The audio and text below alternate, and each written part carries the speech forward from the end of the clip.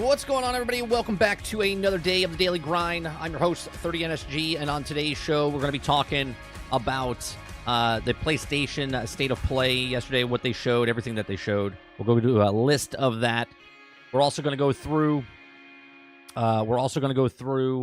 There's more layoffs happening. Darksiders, Genesis, and Wayfinder Studio Airship Syndicate announces more layoffs.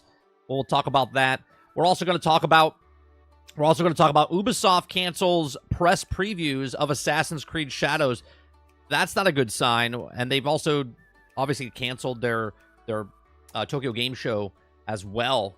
So, like, what's happening with Ubisoft? We'll talk about that as well. If you guys like what I do, we do this Monday through Thursday from 10 o'clock in the morning till noon Eastern. We just cover gaming stories, have conversations, talk to live chat. We do appreciate you. Hit that like button. Hit that subscribe button. If you'd like to go above and beyond that, become a member as little as $5. We also do podcasts and also uploads and streams. We've been putting uploads. We just did a couple of shorts yesterday. We have a podcast tonight called Chatting With. Tonight's guest is called, Paul Chatto from Call Me Chatto YouTube channel. So we'll be interviewing him tonight. And then tomorrow evening, we have Generation X Gaming, the weekly podcast that goes over a few of the top stories from the past week, and we rant along the way. So make sure you check everything out. All right, chat, what's going on? What's going on, Travis? What's going on, Haley? Jojo, Big Mo, Sarge, Rowick. Let's see. Who are we missing? L, Robert Jones. Good morning, good morning. Eclipse, good morning. Dolphin, good morning. Ron Slusher, good morning. Water Bear, good morning. All right. Let's see what you guys are saying in chat before we start getting off with stories. Sarge says, is it possible to wake up and just read positive stories about gaming? Is it just depressing? It's supposed to be a fun form of entertainment. Instead, it's a grind fest of people trying to screw you. Mo's already chilling for one side. Says, State of Remake, 3 out of 10. Boot on neck. Less is more. Nice to have you, Mo. Nice to have you. Rowick says, good morning. Has anyone seen the PlayStation 5 Pro reveal with Skeletor? Yes, I did. I did watch that, Rowick. It's pretty funny. I did see that. Travis says, 30. Bro, saw the short of you and Greg Owen. I love that you put the title as Xbox Series S is for the kids, meaning his instead of for kids. It shows the difference between real journalism and IGN. Yeah, it's called context. It's crazy, right? Called context because the title represents what the video is about. And the video is about he got a Series S for his kids, right? I think it's pretty good. And I know you're not criticizing that. I'm just saying that's what it is. It's just called context.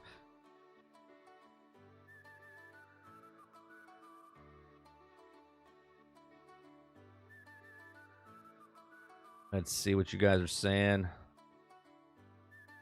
Jojo says, Xbox has great showcases, but lacks great releases.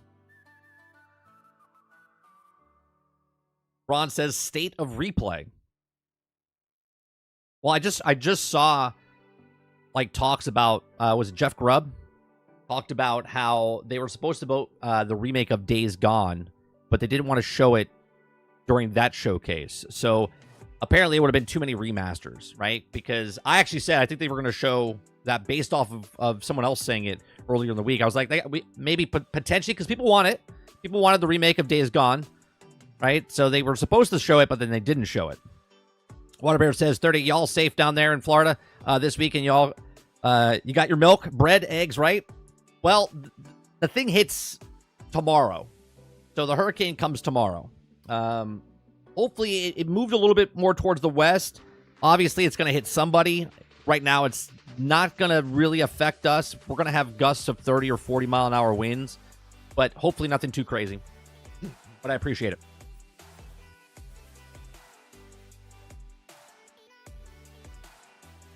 Gaming says, it wasn't that bad. Maybe a 6 or a 7. I didn't watch it live. I watched the tail end of it.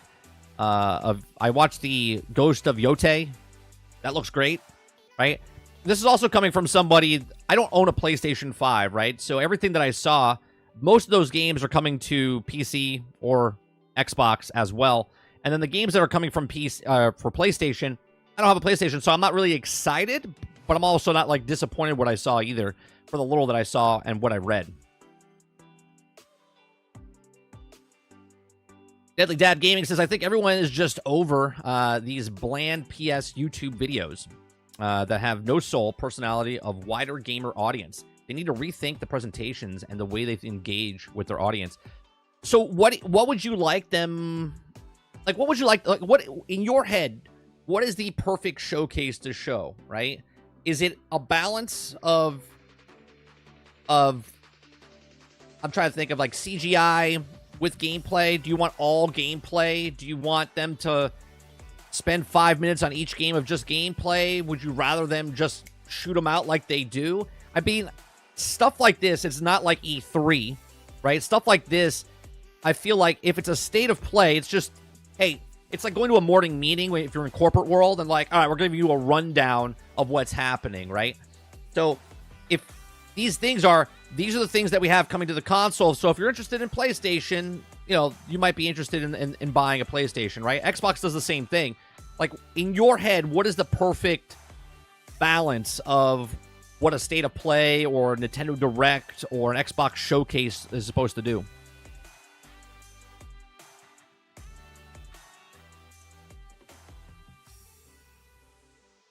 Roadkill says, everything Xbox said that was coming in 2024 basically got pushed. That's all Xbox Showcase do. They show you shit you want, and then they never give it to you. I think a lot of them, though, I mean, a lot of games came out this year. Maybe not a lot of games came out for what you're specifically interested in, but a lot of games came out that they said last 6 months and whatnot. Sure, games get pushed back. I only play on PC. Only 2 PlayStation 5 games have made me jealous on console owners, Astrobot and Ghost of Yote. Well, Astrobot, obviously, that audience is more of, it's very niche. It's for kids. PlayStation's trying to get in. Not to say that adults don't like it. Obviously, a lot of people like those types of things. I don't think that's going to be a massive, massive seller for them, just because PlayStation's, just off a thought process of what PlayStation is. Like, it's more of a teenage, like early teens, mid-teens, where people get that, and adults that can afford it, right? You're not getting a 10-year-old a $700 console, right? You're going to get a $300 console for your kids. East Vandal says, remake Station 5.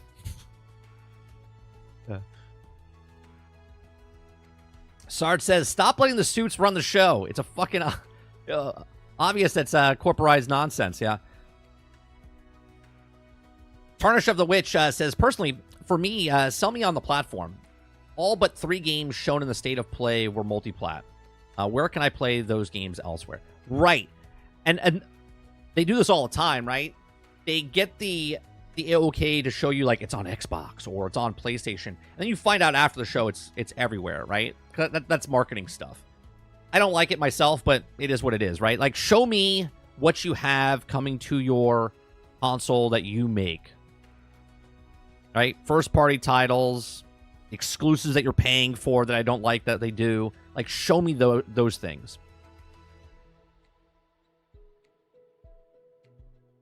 Then he says, I'd rather have them show 1 or 2 really good in-depth breakdowns of big titles with gameplay breakdown while interviewing 1 or 2 of the developers, then just show the upcoming releases. I hear what you're saying there. I think that's more set for, like, a state of play is really just a roundup of this is what's coming to the platform. What you're talking about is more of an E3 thing, right? And I don't think they should ever do reviews, like talk to interviewers on these types of showcases. You're just trying to show as much as possible. If you interview a person after you show like Ghost of Tsushima, and then you interview the people for Ghost of Tsushima, right? You're hitting the goddamn handbrake on the car, right? It comes to a complete halt. Most people tune out. They're like, I don't give a shit about this. Show me gameplay. I get where you're coming from. That's why I liked the old E3. E3 would be on the main stage. They would show you banger after banger after banger. And then if you wanted more information, you could go to, back in the day, G4 would interview them after the fact. IGN does that. Kind of Funny Games does that, where you can talk to the developers and they get more information, sort of like what we did yesterday, right? We saw Flight Sim 2024 a couple days ago, but then we saw an interview yesterday going more in depth of people that are interested in that. Now, when I watched that, I'm interested in it, but a lot of people tuned out during, Microsoft Flight Sim because, one, it's Microsoft Flight Sim, and two, it's an interview of Microsoft Flight Sim, and people are like, right? They're just bored. So I get where you're coming from, but I think the mass market doesn't give a shit about interviews. They just want gameplay, I think. Oh, I get it. I'm not saying, like, Greg Owen was on the show. I believe he's in his late 30s, early 40s, and he was super excited about Astrobot. I'm not saying you can't enjoy it. What I'm saying is the mass market of Astrobot is for kids. Let's be honest. They're not making Astrobot, okay, for 37-year-olds. They're trying to use Astrobot as a tool to, we have kid games on here, right? Like a Crash Bandicoot or a Spyro the Dragon. Like, those types of characters are not meant for adults like us. You can like them because you have nostalgia, you like those type of platformers or whatnot. I'm not saying anything against that. I'm saying mass market, right? They're trying to mass appeal to a younger generation of PlayStation, which that's not what PlayStation is known for. That's all I'm saying. Go on, Bright Child. Yeah, Monster Hunter Wilds looks good. I haven't seen the new trailer. We'll watch that this morning.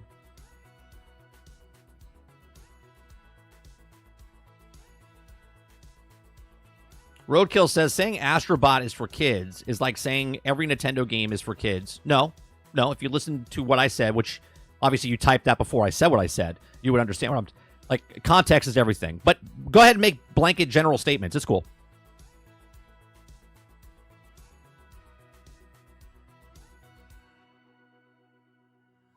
All of the games shown were multi-plat. From the perspective of a PlayStation fan, that's SOP was shit. Mo says, it wasn't that massive when they had to make it into 15 for the week. Jason says, sure, Yote will be good, but I won't care much until they show gameplay. Right. I mean, I still have to play the first one. Which, I have a question. About this, right? If people love Ghost of Tsushima so much, right? I want to make a comparison here. I'm not saying this is what it is, but people that like Batman wanted more Batman, right? Now, I've never played Ghost of Tsushima. I don't know the story. I don't know how it ends or anything like that. I'm just saying something very generalistic here, right? When someone loves a game so much and they come out with a different game and they didn't continue the game, because I don't know if it's a continuation. I'm assuming it's a separate area, right? Ghost of Tsushima, Ghost of Yote, okay? I don't know if it's connected, okay? But wouldn't it be the same now if they come out with this and say, well, it's not the Ghost of Tsushima game I asked for? You see what I'm saying? Like, people wanted the next Batman game, but then they got Gotham Knights. Then they wanted a Batman game, and they got Suicide Squad Kill the Justice League, and they say, this is not the Batman game I was looking for. If people are looking for Ghost of Tsushima 2, and this comes out, and it's not Ghost of Tsushima 2, can we say this is not the Ghost of Tsushima they were looking for?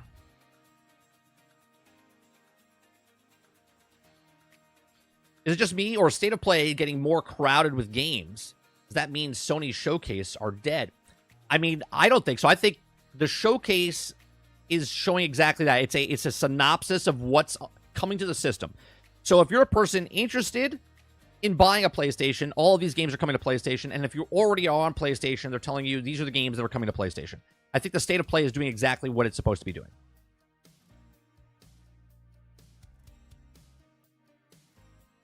Okoki says, I wonder if the State of Play was a bit soft because they have a Tokyo Game Show next week. Probably, sure. But they also want to get ahead of it, right? They want to market their own things ahead of the Tokyo. Because if you market during the Tokyo Game Show, it's being flooded with other things as well. So you're being talked about, but not as long as if you talk about it a couple days before. Brain says, no game is straight straight for kids. Even titles like Paw Patrol can be enjoyed by an adult or teenager, but these are games that are straight adult. Right. Obviously, when they pitch that game, though, Brain, you got to admit that they're not pitching and going, you know, what do 37 to 40-year-old men really want to play? How about a cute little robot on platformers? That's not the main audience for it, right? We can all agree on that.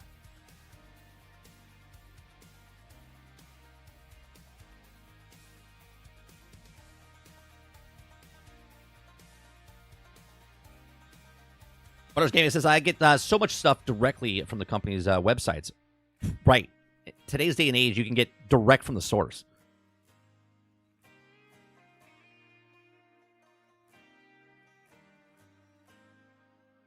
Come on, Dark Taco.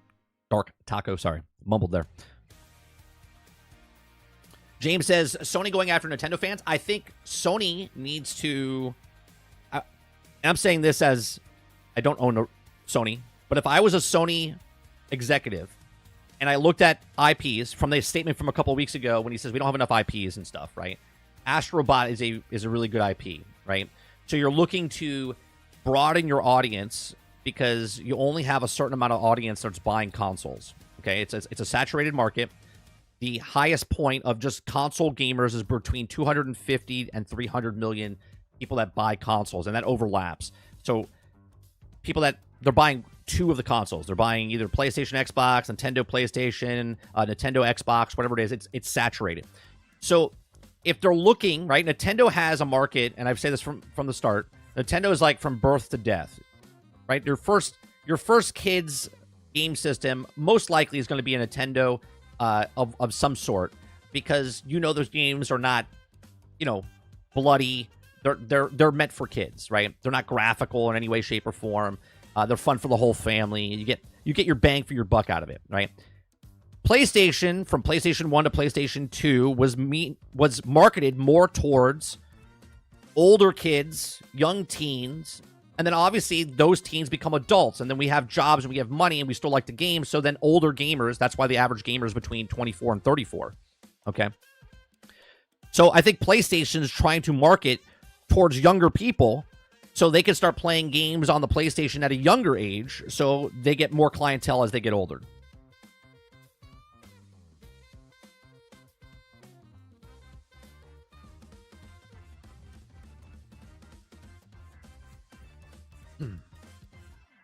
Gravity says, in my opinion, you are ironically playing Paw Patrol without having a kid. You are a predator and not the alien kid, the alien kind. You can like what you like. Deadly Dad Gaming says, I meant talking while playing the game at the same time. Don't just talk in a traditional interview type setting. Have someone who worked on the game explain the certain new mechanics. I see what you're saying. So on stage, as they're showing gameplay, check this guy out. As you can tell, the mechanics that we have for the boss fights is very intuitive. I see what you're saying. You want stuff like that. So, like, you want someone playing, but someone also talking about it at the exact same time to get you hyped up for it. I got what you're saying now. I got you.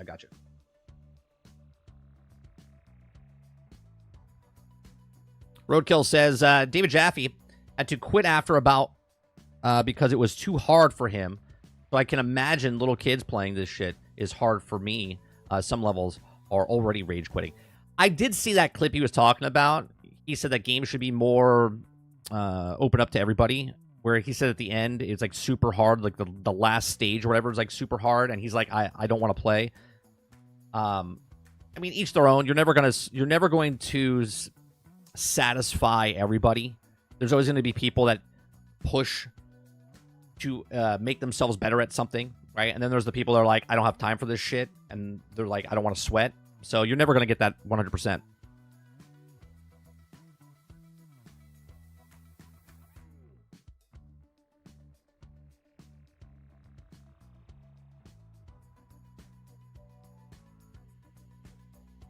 Come on, Artemis. If a game is over 300 years apart in the timeline, I would figure the games are not connected. Is that what it is? I don't know anything about it.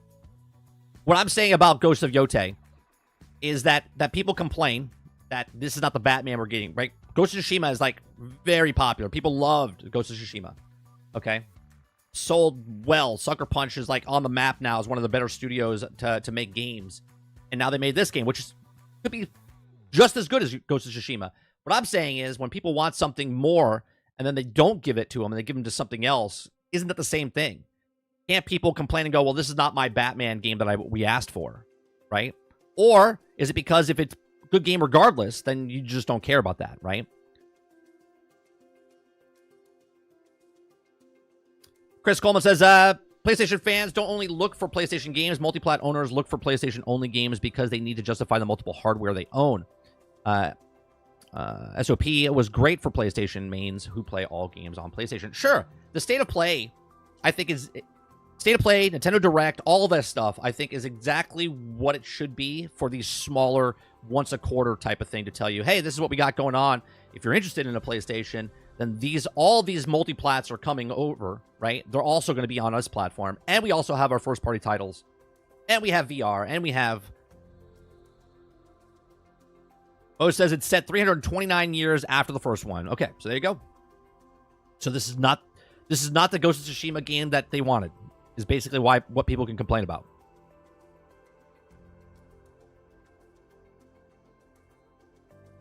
Dad Gaming says, I guess what I'm also saying is that we should also have one main feature game. Then announce all the games that are releasing in the next 2 months.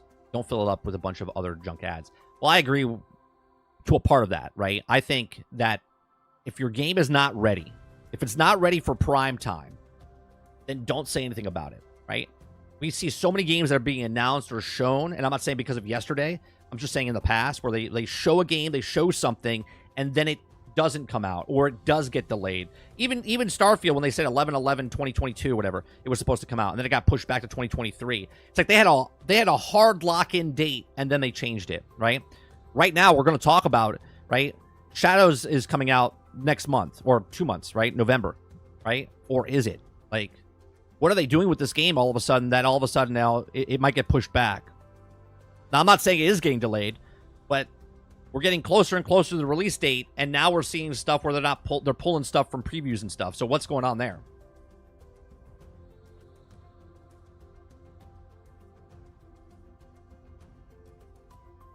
Waterbear says, Ghost of Tsushima is no longer a standalone game installment, but the start of a franchise. Sure. Right? Or...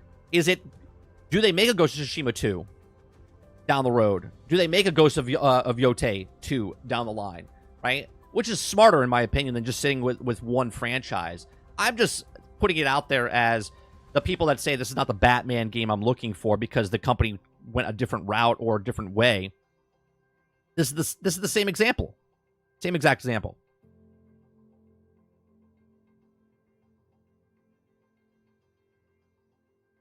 Roadkill says, 30. I saved enough money for the Pro. I got it ready to go. Tell me, should I buy it? I personally, look, do you already have a PlayStation 5, Roadkill? Do you already have a PlayStation 5?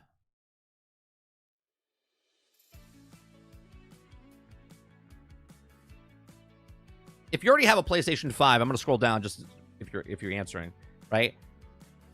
I don't think you should upgrade for the price difference. But that's just me. But you're not me. So I personally wouldn't buy it if I had a PlayStation 5. Hell, I don't even have a PlayStation 5, and I'm not going to purchase a PlayStation 5 Pro. I would just go buy a PlayStation 5.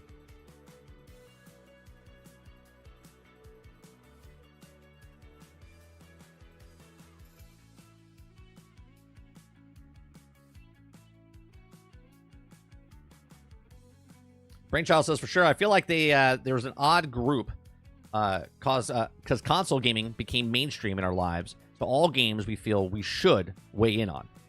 Yeah, yeah, like you've invested you've invested years and years into that company, whatever that company is, if it's Nintendo, Sony, Xbox, and you feel like you're like a stock owner. You feel like you're like, you don't want to waste your time. You're like, oh man, I put my time in. You gave me Gears. I want the next Gears, right? I want the next Halo. I want the next Ghost of Tsushima. I want the next Batman type of thing for the franchise.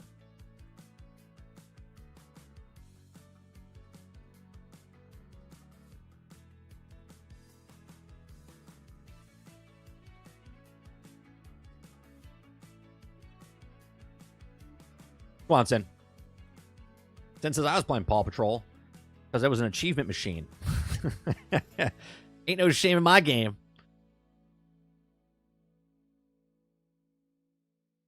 Developer of Astrobot for the kids, but then they added it to all extra Easter egg characters as also keep adults interested as well. It both audiences together.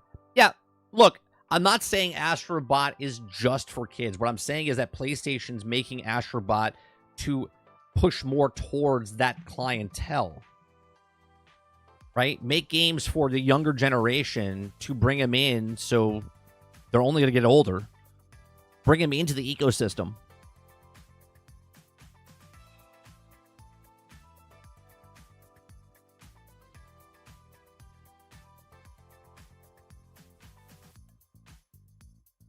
Roic says Ghost of Yote has a different protagonist, didn't it? Yeah, no, it's completely different protagonist. What I'm saying, right?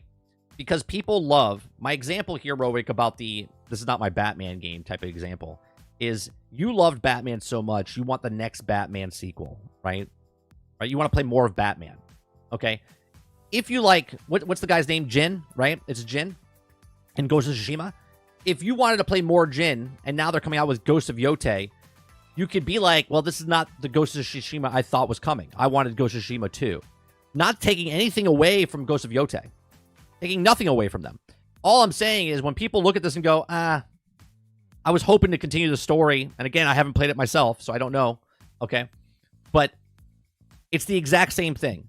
People were excited because they love this new IP. And then the next thing coming out is not on that IP.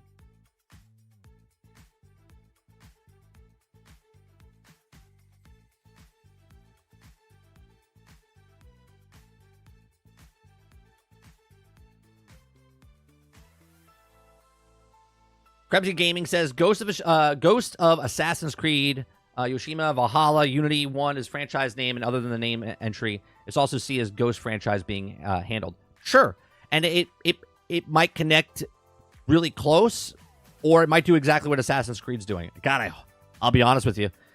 I hope they don't go that route, though. I hope they don't make Ghost of Tsushima where they start diluting it so bad, where it's Ghost of Tsushima, Ghost of Yote, Ghost of whatever, and they start diluting it like the Assassin's Creeds.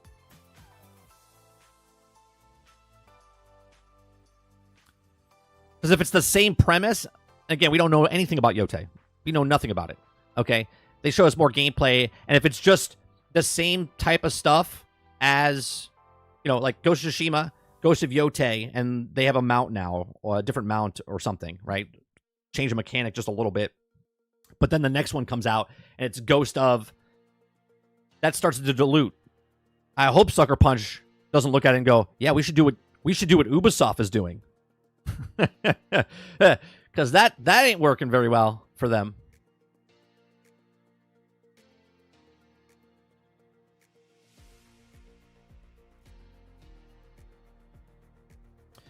Chris says, Jin's story is done. Ghost is the franchise. Batman is the person. Ghost is a universal monarch and not some specifically like Batman. That's not what I'm talking about. I'm not talking about Jin itself. I'm talking about, you didn't know about Ghost of Yote until yesterday, right? Everybody up until this point was looking for Ghost of Tsushima 2, okay? What I'm saying is the people that wanted Ghost of Tsushima 2, okay, can be disappointed because this is not the game they thought they were getting. They might be excited because they're just excited because it's a next Ghost Sucker Punch making the next game and it's Ghost of Yote. I'm not taking anything away from that. What I'm saying is, until yesterday, everybody wanted Jin in Ghost of Tsushima 2.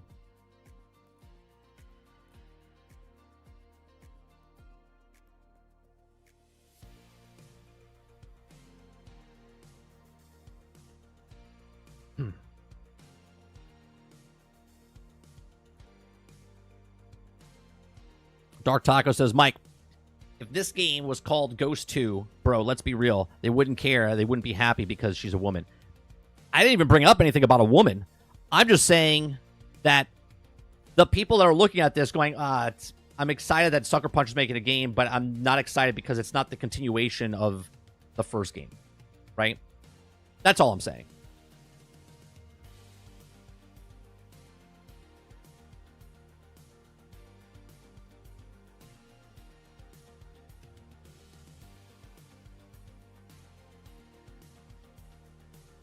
It doesn't look much different than a first game. It could be the exact same. It could just be different protagonists, same mechanics, same everything. Right? Again, I haven't played it. I'm not giving shit to Yote.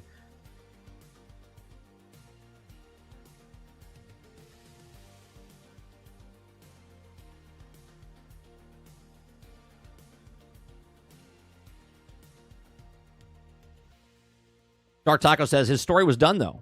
They're brain dead if they think the argument... Look, all I'm saying, Dark Taco, is if people wanted... I mean, this is what they said, right? Up until this point, for the last 4-5 years, they're like, oh, man, I can't wait for Ghost of Tsushima 2. I can't wait for Ghost of Tsushima 2. I can't wait for Ghost of Tsushima 2. Such a good game. They need to make Ghost of Tsushima 2, right? Everybody was excited for Ghost of Tsushima 2. They didn't say... Man, I'm so excited for the next Ghost franchise, whatever they come out with, right? Nobody knew they were changing the name to Yote or Tim, okay? Whatever. Everyone thought the next game they were coming out with was Ghost of Tsushima 2. That's all I'm saying, right? And these are the people that played the game, beat the game, and were like, man, that was a fucking good game. I can't wait for the second version of this. So if people now, okay, if people now look at this and go, oh, Ghost of Yote, oh, that's cool. I kind of wish it was Ghost of Tsushima 2, the continuation of that story or a little bit afterwards or something. Again, I didn't play the game. I don't know the story. I don't know anything. I'm just saying, based off all the fans that loved Ghost of Tsushima and all they wanted was Ghost of Tsushima 2, all of a sudden they get this and they're like, all right. But now there'll be two sides. And since you brought it up, I'll bring it up, right? There'll be two sides. There'll be people hating on it because it's a woman protagonist, which I don't think is actually real, okay? I think the people, if it's not woke, it's just a protagonist, we're okay with women protagonists in video games, okay? So if people start taking the minority talking about how this is a woman-led game and that's what it is, that's just kind of stupid. Now, if there's, like today, stupid.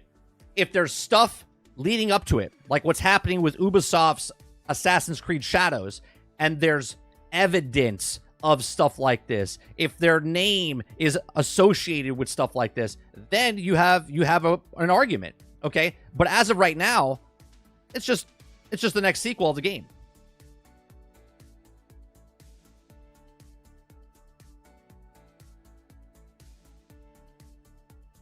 Dark Taco says they should have shown off new gameplay features, for sure. I have a little bit more excitement for this. Here's the thing. They just showed this, and they said 2025. They still haven't talked about Wolverine. I was a little shocked they didn't show Wolverine yesterday.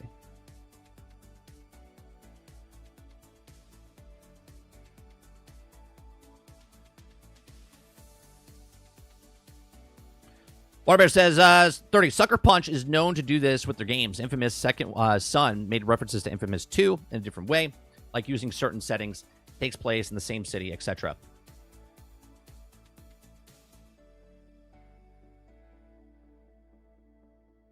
People have no imagination and assume you should always play the same person in a sequel. Tsushima was about the innovation of and the story was also done. What would we do? I don't know, Chris. I'm just bringing up a conversation piece of the people, right?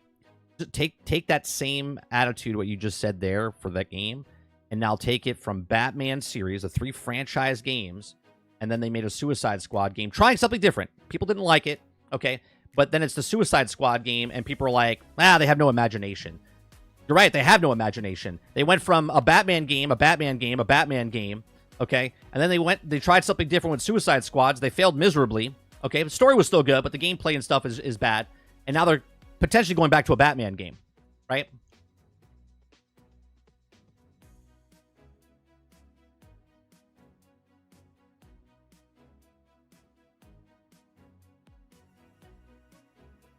Like, my biggest thing yesterday is them not showing anything about Wolverine.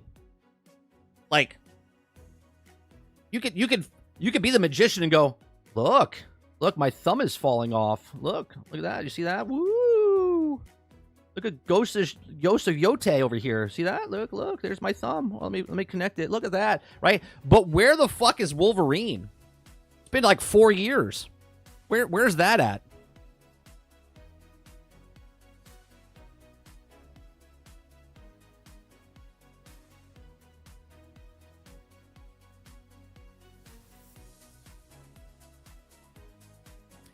Yeah, but Vandal, it kind of got jumped, didn't it?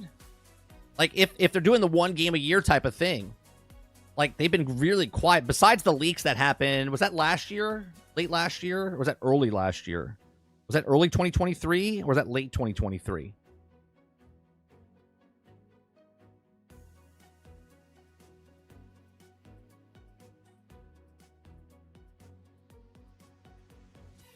Brad asks, is Sony going to be a remake platform? Is there a plan to recoup money for the billions they've lost for squeezing as much as they can out of the games to make up for the AAA dev cost? I mean, we can talk about... we'll talk about that a little bit later, about the remakes and stuff like that. Was it late November, Krebsy? I think it was, right? It was like late November 2023.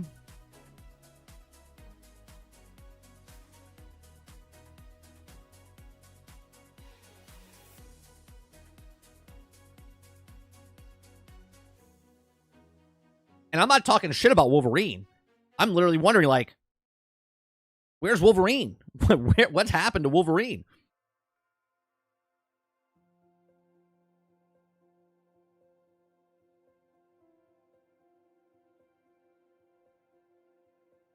Deathwish Dread says Wolverine is 2026 and Venom's supposed to be out before that. There's a lot of stuff like... Now, is Venom a standalone game or is that a DLC inside of Spider-Man?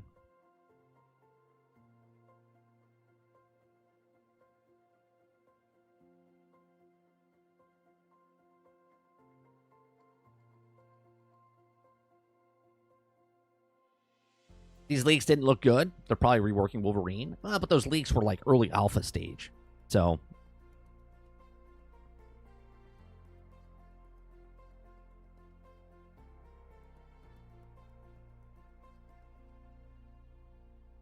All right, let's go to this first story here.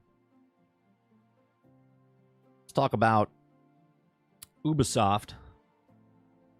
Okay, Ubisoft cancels press previews of Assassin's Creed Shadows. If you guys like what I do here, we just cover news stories, have conversations, yeah, if you like it, hit that like button, hit that subscribe button. If you like to go above and beyond that, become a member as little as $5. We do this Monday through Thursday from 10 o'clock. All right, so Ubisoft cancels press previews of Assassin's Creed Shadows. Earlier today, Ubisoft canceled its online appearance at the Tokyo Game Show due to its various circumstances. However, the Inside Gaming has learned that Ubisoft has also canceled a press preview of Assassin's Creed Shadows. According to various sources, Assassin's Creed Shadows press previews were also scheduled to take place next week, and the embargo date for previews should be announced then. Okay, at the time of writing this, Assassin's Creed Shadows is still scheduled to release on November 12th, 2024. However, the recent announcements may suggest that the game might be delayed. Okay, Insider Gaming reached out to Ubisoft for comment, but as of yet, has yet to reply on the cancellation of the previews. Now, I'm going to go over to Paul Tass. He also wrote an article. Inside Gaming is usually really short articles, so we're going to read another article and see if he says anything more. Okay. Something strange appears to be going on with Assassin's Creed Shadows. Okay, by Forbes here. Assassin's Creed Shadows is set to come out in about a month and a half from now, from November 12th, 2024. But now there's a strange thing happening at Ubisoft and not really explaining very well in regards of previews of the game ahead of launch, bringing it into question whether or not it's actually hit that date. First, Ubisoft announced that it would also be not in fact the showcase of Assassin's Creed at the Tokyo Game Show, and that was previously planned. And in the statement they made on Twitter, we regret to inform you that due to the various circumstances we have decided, it's so vague and general. Due to the there's multiple problems and circumstances that we've decided to cancel our online participation in Tokyo Game Show in 2024, which was scheduled to start at 3 p.m. on September 26th. We apologize for short notice, and we sincerely apologize to everyone who was looking forward to the broadcast. That's all bullshit. They don't really care. They don't really care. They just let's smooth out the problems. They're like, oh, they're gonna be really mad about this, but let's just say we're sorry. It's fine. Easier to ask for forgiveness. Okay. So, various circumstances, extremely vague, and now Insider Gaming is reporting the previous scheduled press preview have also been canceled. Okay. So, the situation comes in wake of some level of turmoil at Ubisoft with Star Wars Outlaws not exactly being a mega hit they hoped for it would be. and multiplayer projects of X-Defiant appearing not to be panning out all that well as well. Now, this amongst of other issues has caused the stock side of 7% this past week and 44% over the last 3 months. Okay, going back to full year, it's down 60%. Ubisoft's market cap is now 1.7 billion. I think last week it was 1.9, just under 2 billion, compared to 68 billion Microsoft paid for Activision Blizzard, or even the 3.5 billion Sony paid for Bungie. A studio with that, which had a single game at its time, Ubisoft, meanwhile, has many franchises, but appears to be having trouble wrangling them all. Okay. Now, with this recent Shadows development, it does seem that it's impossible for Assassin's Creed may end up delayed into 2025, as it's decidedly odd, okay, that it's happening in closer release. If there also must be some sort of issue in place. I've reached out to Ubisoft to see if the update, to hear back from them, considering how vague and statement personally are. I'm expecting anything to clarify. Okay, the game has drawn fire from the DEI crowd, saying that the feature of Yasuka, I always say Yazuka, butchered it. Okay, the Black Samurai is woke, though likely the little too, with anything going on here, Ubisoft did apologize to the Japanese community about promotional materials, right, because it's easier, again, to ask for forgiveness. So for the game, it also called the matter of debate and discussion in terms of him being a samurai or not, citing the fact that the game takes a creative license. This was back in July, and I do not imagine that there are also any patches for him. These are problems that also have been development inside of something may be wrong with the game, needs more time to cook and polish, and this is very important for Ubisoft and precarious moment. But I wonder if pre-orders were really down. Okay, I wonder if pre-orders are like extremely low, and this is why they're not doing this, right? Yasuke, thank you. Okay. I wonder if the pre-orders are super low and they're like, yeah, we got to do something about this. This is not good, right? So do they delay this game? It wouldn't surprise me if they do, right? And I'll be honest with you, even if they do delay it, I think what they're trying to do is trying to just kind of not backpedal, but because I don't think they'll change anything, right? I literally, right, it's not a 30 stream unless I'm butchering someone's name. It's on brand. Okay. I don't think they're trying to like backpedal or change anything in the game. I think if anything goes on, I think they just want to cool off the heat that's on this game right now, where it's leading off of not only from the summer E3 when they first showed it, because of the samurai, because of the music, because of the SBI, because of all of this stuff, because of their stocks, because of Star Wars Outlaws, just everything and anything is just piling on top of this. And they're like, what about if we just delay it, right? And again, this is my speculation. What about if we just delay it from November and we bring it out in like February or March during that time frame, and then we just let it be, okay? Perhaps. Maybe they just delay it much longer and say that they're polishing it and whatnot. Maybe they do polish it. Or they just put it off so the heat stays off of it for a bit. Because here's two different companies, right? There's not many companies that have a lot of IPs like what Ubisoft has with the Assassin's Creed franchise and, you know, all the other things that they're doing, okay? Except for like Bethesda. Now, you see what Bethesda has, right? Say what you want about Bethesda, okay? They have the Fallout, the Skyrim, the ESOs, now the Starfields, right? They have a bunch of big-name franchises that they're working on simultaneously. Ubisoft has big-name franchises they're working on simultaneously. One is worth a lot more than the other, okay? One's doing a much better job with their IPs than the other.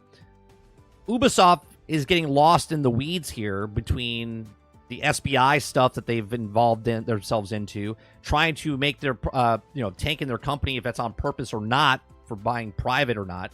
But there's a lot of issues going on. So my opinion is I think we do see a delay. I do think this gets pushed back into 2025, but I don't think it has anything to do with them working and fixing the game. Okay, I feel like they just keep it as is, same as par, and then just push it back into 2025 and then release it then when some of this dies down and clears up a little bit. But these are just my thoughts. Let me know yours in the comment section down below. What do you think is happening with Ubisoft? What do you think is happening with Assassin's Creed Shadows? Do you think it's coming out on the same day in November 15th, or do you think it's going to get pushed back? This is another reason you shouldn't pre-order. Don't pre-order video games, because if you pre-order, they already have your money up front. They already know, and they're like, yep, suckers got it, and let's just give it out to what it is. But if you don't pre-order, it puts the pressure on them, and they're like, well, we're not getting pre-orders Maybe we should delay it. Maybe we should work on it. Maybe we should fix it. Again, these are my thoughts. Let me know yours in the comment section down below. And I'll see you guys in the next one. Thanks for watching.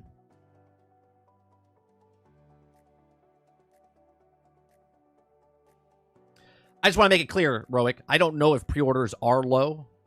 I'm using that as potentially it could be low, and this is why they're doing what they're doing, right? There's no evidence in any way, shape, or form that I said that the pre-orders are low, okay? But usually when things happen like this, pre-orders are low. Happen with Outlaws, happen with a lot of other things.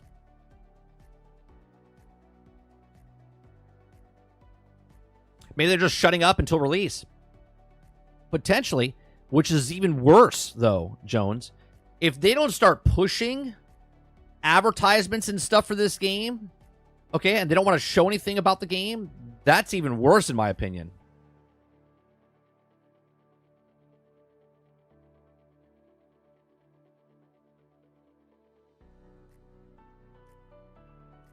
Travis says 30, perfect storm in the terms, right? Yeah, just with everything happening, right? Just as if you're just a gamer, you're playing the games, like you're not worried about this, right? But from a public standpoint, from what's happening with the stock, what's happening with the company, what's happening with Star Wars Outlaws, what's happening with the backlash of Shadows, there's just a lot of stuff going on with Ubisoft right now, and maybe they just want to take their foot off the gas pedal for a second.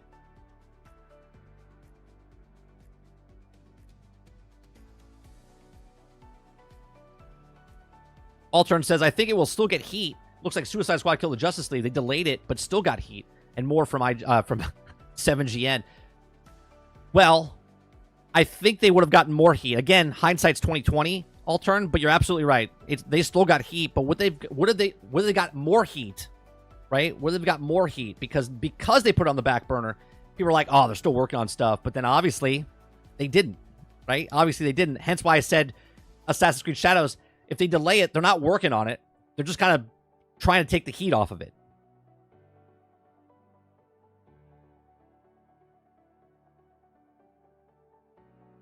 Krebsy says, but if you delay it, you're removing it closer to the most Ghosts of Yote, Dynasty Warrior, Phantom Blade, Zero, etc.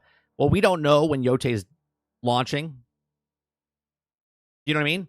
And if it comes out now, and with all this heat on it, Krebsy, they know they're not going to make it. But if they wait a couple of months, because we all have goldfish brains, we forget about the drama and whatnot, and we move on, it could potentially make more money down the road.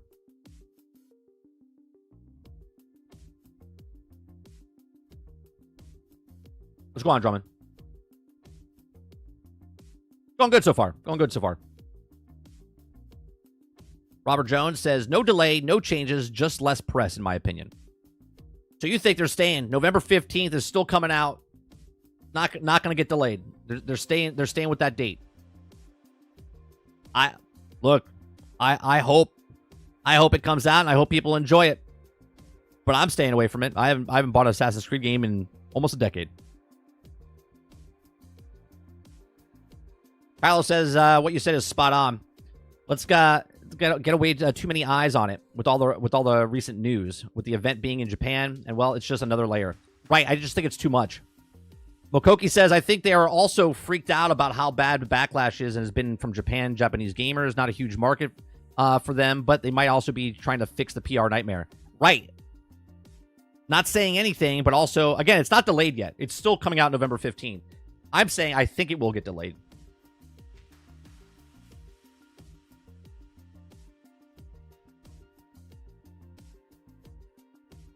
Water Bear says, according to something on Steam community, as of May 20th, AC Shadows is #1 pre-order in Japan.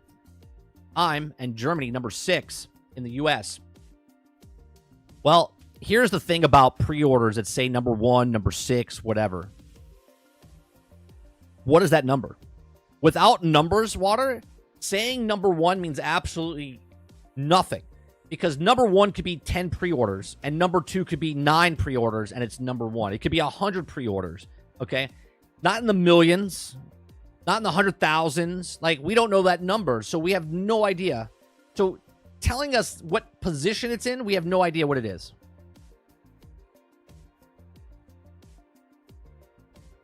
East Vandal says, what is SBI about Shadows?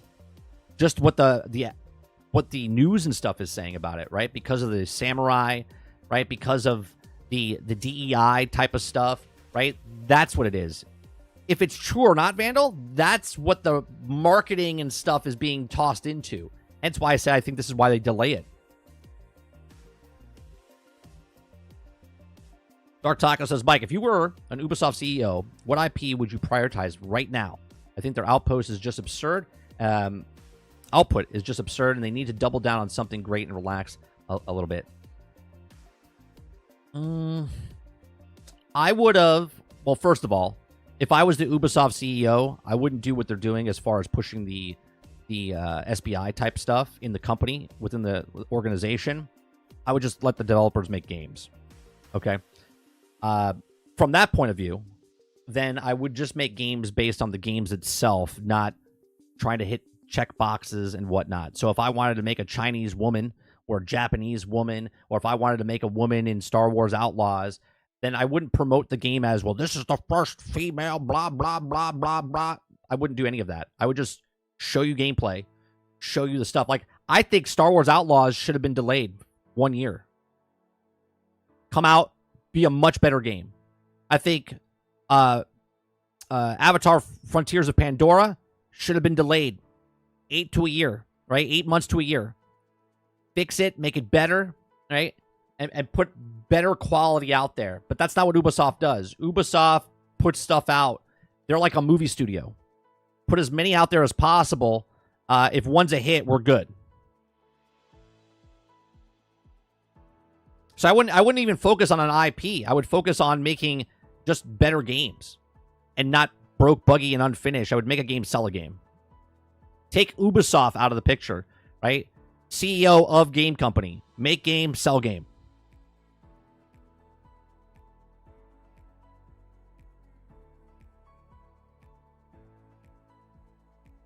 Chris says, Tokyo Game Show is focused on Japan, so maybe Ubisoft is just slowing down the advertising in that region. It could sell well. Game speaks for themselves. Until we get the game, we won't know how good or bad it is. Correct. But with my experience in advertisement, television, film, okay, when the heat is on, the publicists and publications and stuff like that, they try to sway it because it looks bad right now, right? Like, for instance, do you think P. Diddy's going to drop an album right now? I don't think so. I don't think so. Right? When the pressure is on something, you want to stay clear. Don't talk about it. Don't market anything around it. Brands back away. Advertisers back away. Nobody wants to do anything about anything or stay anywhere near it. So Ubisoft, with all this pressure, they're like, it's like Homer Simpson going into the bushes. Okay, just like back out, let it settle down, and then we'll readjust.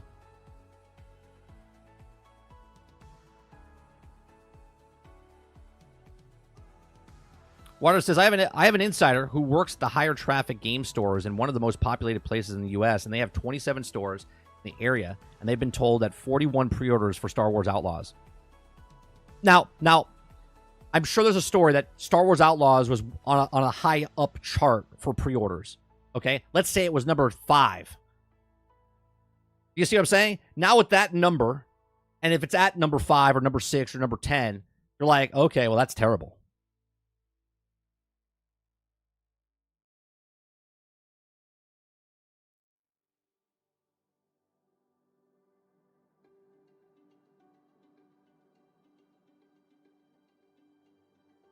Jason says, moonwalking horse, clipping swords, Chinese structures. Yeah. How about the historical accuracy?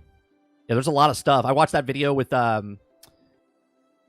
Asmongold. He was watching someone else, and he had he had a Japanese girlfriend or wife or something, and they were breaking down the historical accuracy of stuff, and I thought it was pretty entertaining. It was pretty entertaining. Al Dente says, every movie's number 1 in America when it comes out. Right. Except Borderlands. And The Crow. Yeah, no. Yeah, those two things weren't number 1.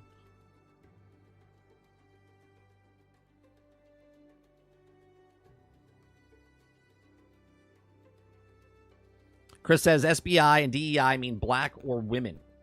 What is it, no SBI or DEI game then? That's not what that is. It's about the pushing of what it is. When it's SBI and DEI, it has nothing to do with the protagonist's color of skin or their genitalia. Okay, it has everything to do with the way they push it. Everything. In television, film, and video games, when you come out, Agatha explains it all. Okay, whatever, Agatha show that's out.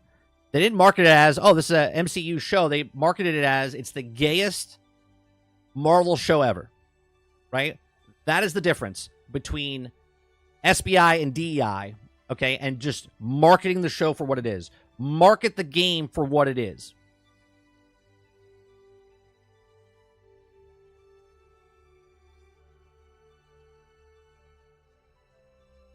He says the only upcoming releases from Ubisoft are two mobiles of Division, the Assassin's Creed. Well, no, they don't have two of them.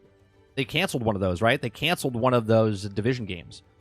A new Monopoly game and a game called Anno 117, which is that like strategy game or sim type of game.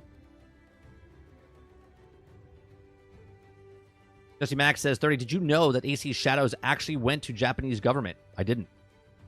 It also I don't care because I'm not going to buy the game, so I don't follow it that much.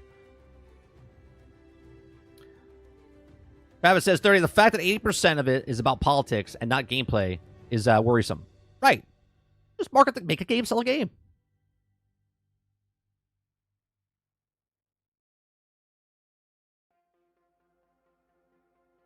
East Vandal says, so folks are mad because a black guy that lived in Japan is in a Japanese game, and period, he lived it. Just wow, those folks.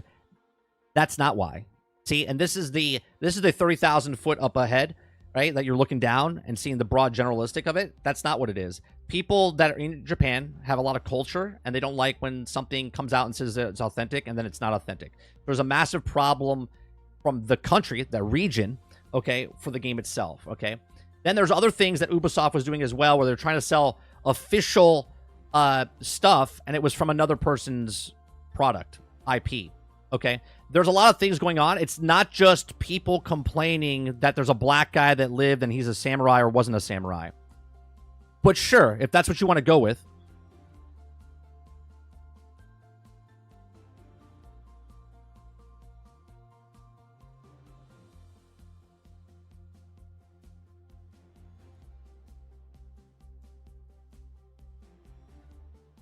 How did Shadows and Outlaws get marked as SBI and DEI? Because of the company they work with. Because they changed where something came out where the original concept for Star Wars Outlaws was supposed to be a male protagonist, and then they changed it because the studio was told to do that. That's why. They changed it for DEI for a checklist of, well, you got this and this, which is just fucking stupid in a Star Wars because there's literally aliens. Like, you could have made the main protagonist an alien, someone that wasn't human.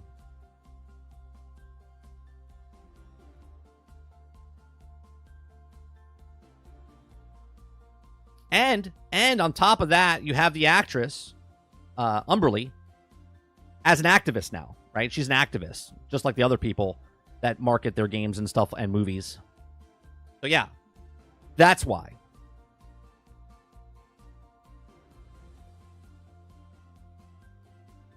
Brain says it wasn't because he was black. He was used the title samurai and he didn't carry the title historically. But Ubi hardlined it, and also injecting the other races' sexual orientations onto historical people. Correct. There's a lot that goes on, but the 30,000 feet above the head, right? Then that's what it was. Vandal says AC games have never been authentic. You're absolutely correct. Until this one. This is the first character ever based on someone that was based in reality. Okay, Vandal? This is every Assassin's Creed up to this point, you were a made-up character in a world, and you were intertwined with, like, Leonardo da Vinci, Benjamin Franklin, whatever. Okay, with all of these characters. This is the first game that took someone that was supposedly real in the real world, and then you changed what it was for whatever reason.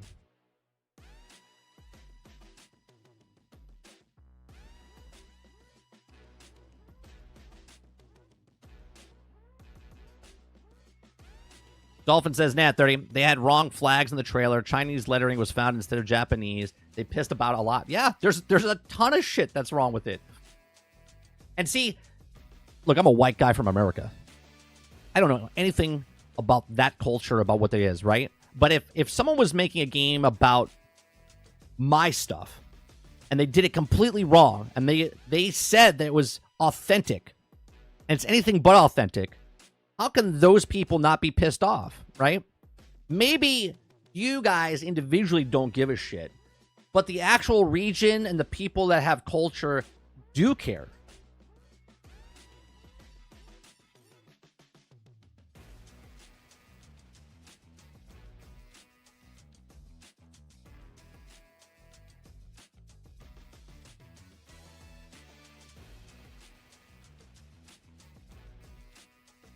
Clip says, yeah, they said it's going to be historically accurate. They're the ones that said it, right? Just like Starfield said, it's the game of generation, right? You can't say shit like this and then backtrack and go, well, it was semi-authentic.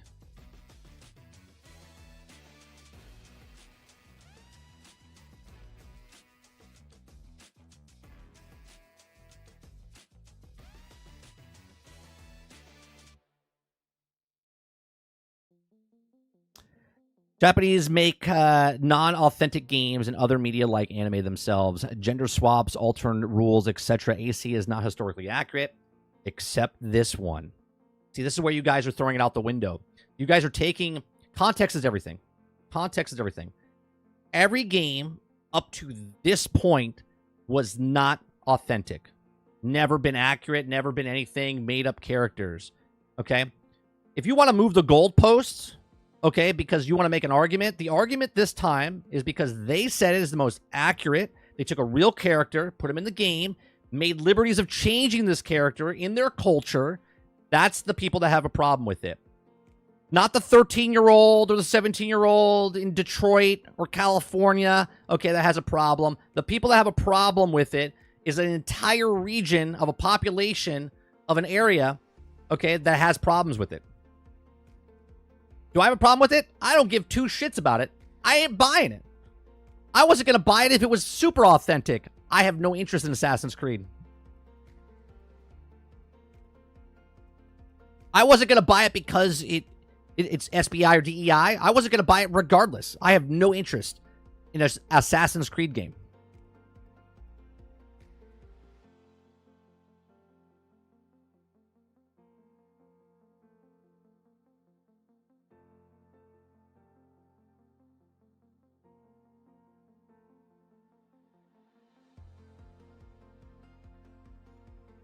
Like, it's just silly.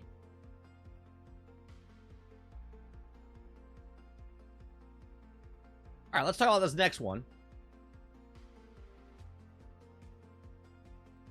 Wayfinder and Darksiders Genesis. Okay?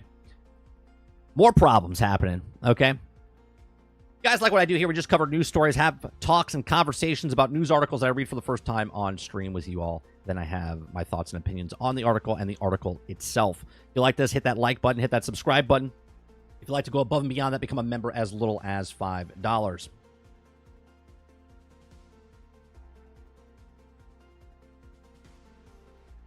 Oh, Chris wants to continue speaking about that, so hold on a second. You're saying because they use a real person and they must follow history and become what it isn't. The historical fiction, some things are real and others... Look, if you have a problem with this, you can go take it up with the people that actually have a problem with it. I am just telling you what people have a problem with. I don't have a fucking problem with any of this because I'm not interested in the game. Right? So it's not like I'm saying what other people are saying, and I'm relaying the message to you on why they don't like the game, why there are problems with the game, why are people not potentially buying the game, and why potentially they are not releasing the game on time. Why they pulled out of information of why they're doing what they're doing. Okay? I'm giving you the reasons of why people are saying what they're saying, and I'm giving you my thoughts and opinions on why I think they will be delayed.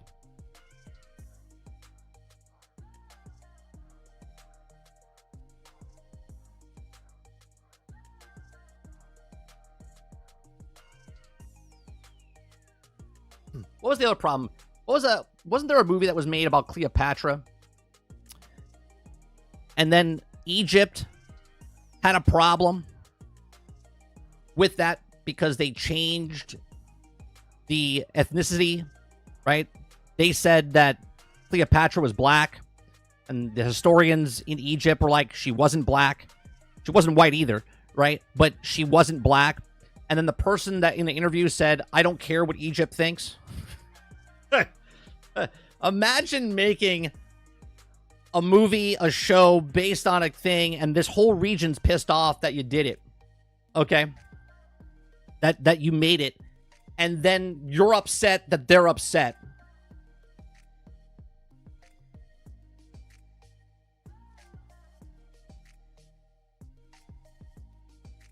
Krebsy says, I used Asmongold's example. Should a Japanese company make a game set in France where they have Napoleon played as a 6-foot, 5-foot-inch South American woman instead? That's actually pretty good. Yeah. Why not? It's just a video game, right? Why not? It's just a video game. Crowd says, Asmongold had an amazing response to how Japan should handle the devs and who made AC Shadows. So good. What did he say?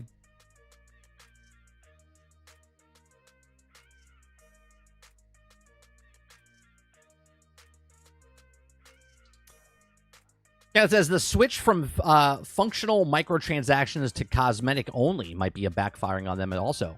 Didn't even think about that, right? That could be another thing that's on why they're doing it.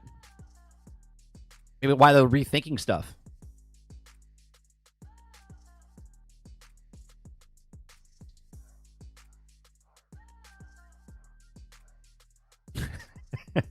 Yeah, it's funny. The 6-foot, 5-inch woman.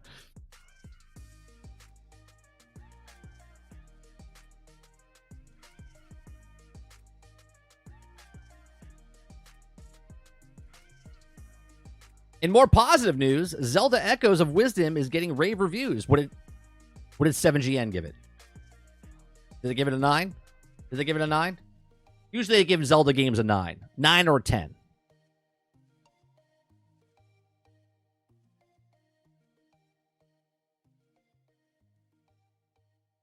All right, we're going to move on. We're going to move on to the next topic. Going back. All right. We cover news stories. If you like it, hit that like button, hit that subscribe button. We do this Monday through Thursday from 10 o'clock in the morning till noon Eastern. Darksiders Genesis and Wayfinder studio Airship Syndicate announces more layoffs, blames difficult challenges facing our industry. Before I even read one sentence from this, I also want to put in that this is the same company that made Wayfinder an MMO. Was supposed to be free to play, and then they did the founders packs and whatnot. And then it wasn't working, and they completely changed it and flipped it up on its head in 3 months, 6 months, and they changed it from a MMO to a single-player RPG. Could that be one of the reasons why it's struggling what they're doing? I don't know, but let's read. Airship Syndicate, the studio behind its likes of Darksiders, Genesis, and Wayfinder, has announced its second round of layoffs in less than a year. These latest job cuts will impact 16 employees, and Airship is blaming difficult changes or challenges facing our industry. The studio initially laid off 12 people back in January, 2 months after the publishing agreement with Warframe developer Digital Extremes, which was handling Airship's free-to-play fantasy game Wayfinder. It collapsed since then. Wayfinder has been reworked, re-announced as a single-player title, overhauled game eventually releasing back in June. Unfortunately, its retooling doesn't seem to have given Airship a sufficient boost. In a statement shared by LinkedIn, announcing the studio's latest layoff, CEO, President, also explained that in the light of difficult challenges facing the industry, we've had to make tough decisions to let go of some incredibly talented Airship team members, including 12 full-time employees and 4 contractors. Okay? Look, I know I say it all the time. In the film industry, before you make a film, okay, my son actually, as I'm bouncing all over the place, my son said, I want to make a movie. I said, great. I said, I can help you with that. You gotta make a script before you shoot one frame. You gotta make a script and make a storyboard. He goes, I know what I'm doing. I said, okay, then you go make your film and you go make your movie and get back to me when you're done, right? Make a movie, sell a movie, okay? Make a book, sell a book. Make a game, sell a game. Before you make a game, You have to know your clientele that you're going for. What type of movie are you making? What type of game are you making? All right, we're making an MMO. Great. So they've taken all their time and resources for the full-time jobs and the contract workers they had, and they made this MMO, and they thought this MMO was it. They had all their blood, sweat, and tears. They were making a game. Okay?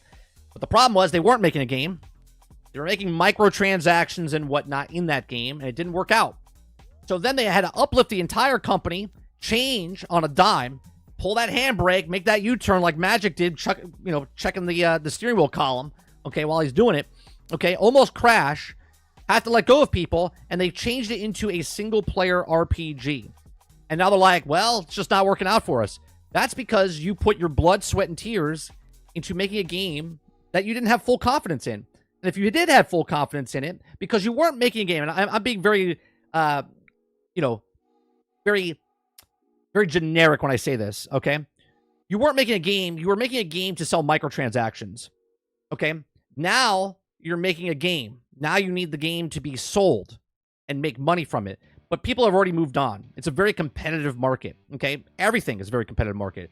Being a YouTube streamer is a competitive market. Being a publisher is a very difficult market. Making movies, okay? Working at the fry layer when someone comes in and they're just better at making fries than you. Very competitive, okay? So they made a problem in the very beginning for themselves because they weren't making a game to sell a game. They were making a game to sell microtransactions, and now they're making a game to sell a game, okay? And unfortunately, retooling just didn't work out for them, okay? It could be the best game in the world. Now they got to put more money into it. They got to put more money into it to say if they can get more out of it, okay? When they already put a whole shit ton of money into it in the beginning to make a game to sell microtransactions, okay? So note, the pay cuts also took back in January during the studio's first rounds of layoffs remain in place. And they're also both contributing personal funds to help Airship continue operating with their own remaining staff. According to today's announcement, 50 employees are still at the studio after the latest rounds of job cuts. Airship is also committed to delivering Wayfinder's roadmap and developing future projects. We extend our deepest gratitude to all your employees, both past and present, okay? And there's also hard work and dedication. Today's news continues to devastate in 2024 as the game industry, which already has seen over 12,000 employees lose their jobs since the year began. Back in March, GameIndustry.biz, Chris Tring, writing for Eurogamer, took a closer look at the circumstances leading into much massive numbers of the job cuts over the last few years. Okay, so look, these articles, and I don't know if this is what happened, but I know this is what happens, okay? I'm not saying this particular one is what happens. Usually when stuff is not working out for you and you have to market stuff, right? You reach out to a publication and you're like, hey, I would like to do an interview, talk about the layoffs that we're having and why we're having these layoffs, right? This is sort of like, you'll see people like, I can't pay my bills this month. I have a GoFundMe type of thing. Anybody that wants to kind of, that's what type of stuff this is, right? I don't have a GoFundMe, okay?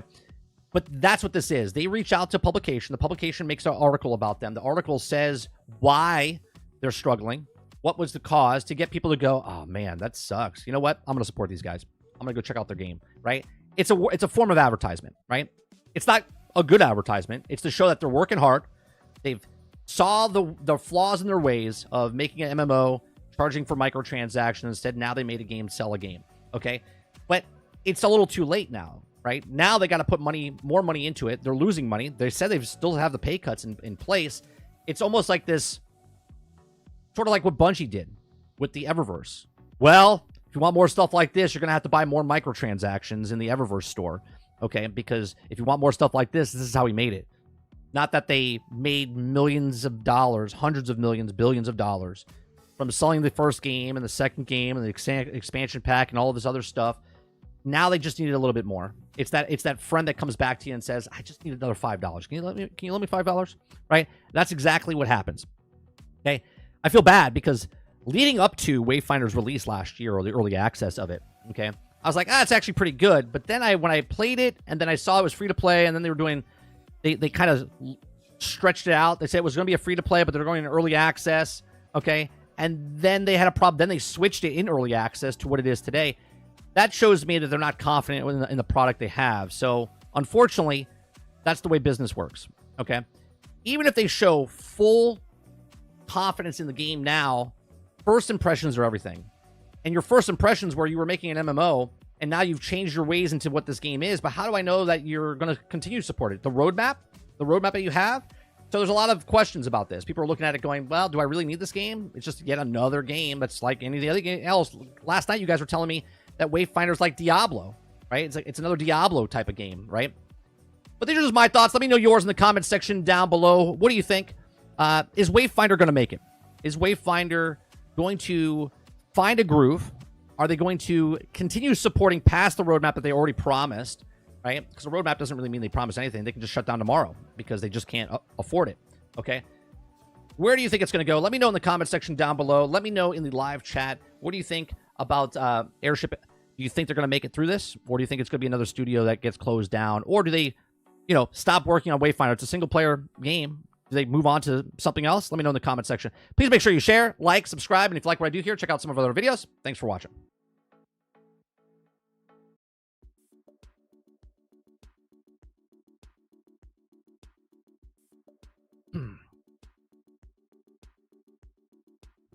Allturn says, to be fair, Digital Extremes bailed on them, and they needed to change. Why did they bail on them? So you say they bailed on them. My question is, why did they bail on them? What did they know that Airship didn't know? And then why did they leave?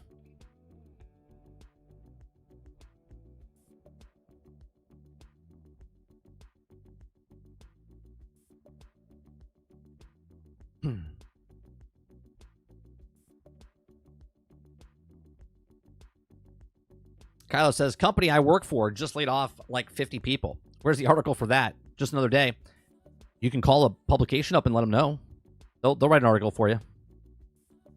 Argus says, too much Sony defending and glazing else. We're online this morning. I'm glad I can finally get to some news from Mike. Yeah, we're actually going to cover the Sony State of Play.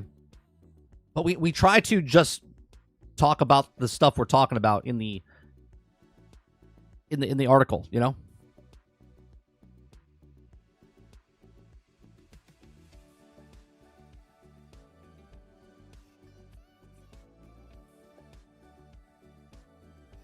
Waterbear says, hey, 30, Wayfinder devs will find a way to continue.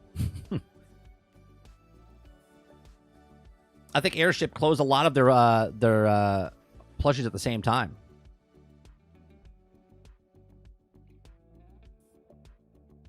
Only glaze I like is on my donuts. My favorite donut, the chocolate glaze, or a what the hell you call it? Boston cream. I like a Boston cream.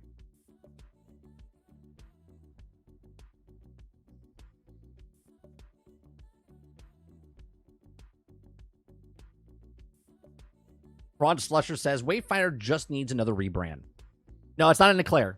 It's a Boston cream. Like an Eclair. But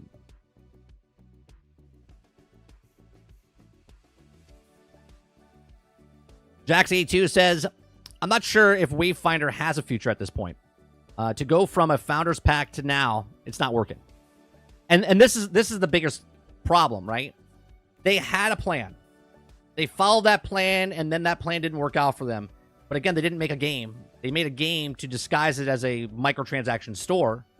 Okay? And then that didn't go very well for them. So they had to change it to what they are. And I applaud them for now making a game. If they started Wayfinder, in my opinion, if they started Wayfinder like this from the very beginning, make a game, sell a game, I think they would be much more, one, they would have spent a lot less money. Okay? They would have spent a lot less money. And then two, I think they would have had a nice little foundation of what the game is that they could have worked around the look at my community, right? My community is a small community over on YouTube. Okay? We don't have this huge community. Right? But we're building a community. We're building a channel from the ground up. And if Wayfinder, let's say they came out with the game that they have now, but they came out and they sold, I don't know, 10,000 copies. Okay? Obviously, I don't know what their budget is or whatnot, but let's say 10,000 copies would have been suffice where they made a profit. They could continue making more content or whatnot. You make a game, you sell a game, you take that money, and you put it into your next game. And you build up. And now you get known as Airship Studios. They make really good games. I like the smaller games that Airship Studio makes. But now what they are is Well, Wayfinder, oh, that's that company that made that MMO that we changed, right? Like they're trying to make a No Man's Sky comeback where all they had to do was make a game. Right? Don't put yourself in that position where you need to make a comeback. Put yourself in a position where you make a game. Right? Altern said it, like, they got abandoned, right? But why? Why did Digital Extremes leave them? Did they know something? They're like, oh, these guys are going to need more money. We're out. We're out.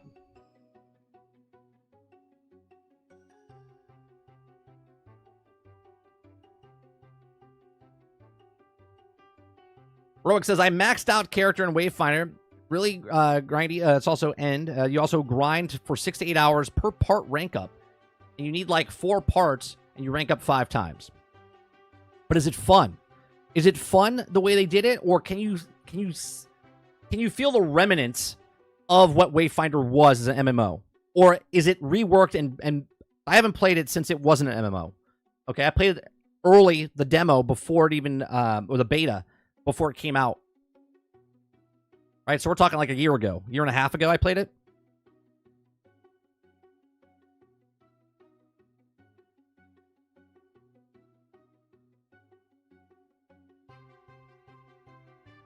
Apple fritters are good.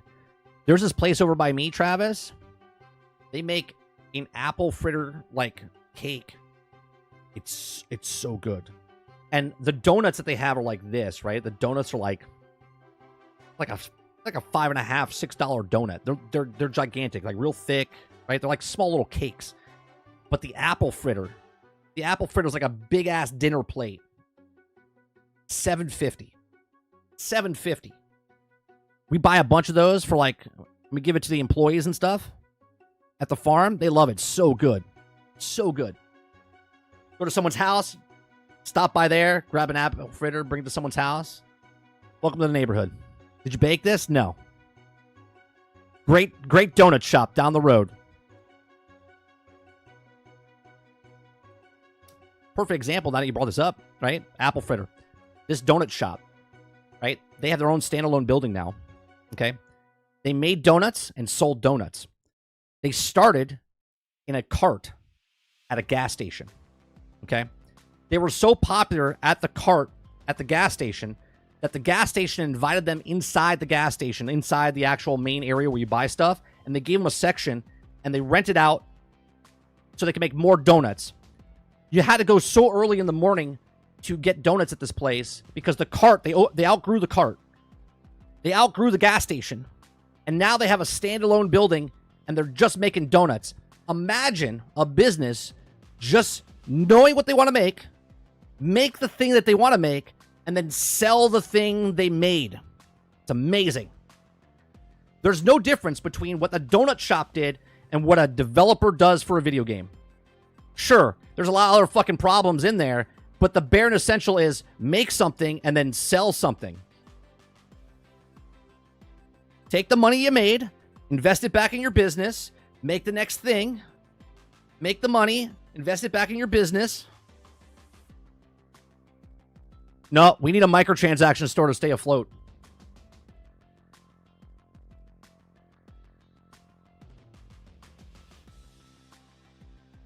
Kyle says, speaking of donuts, a local gem donut spot about 25 minutes from me and Uber Eats now. I'm in some serious trouble now because I get on my door from a few thumbs clicks. Yeah, but you're going to pay like $25 for a fucking donut. Get your lazy ass and get it yourself, Kylo. You're going to be paying so much more. Don't use Uber Eats. Walk off the sugar and stuff to go get that donut. Jesus Christ, you're going to spend like $12.50 just to get one donut.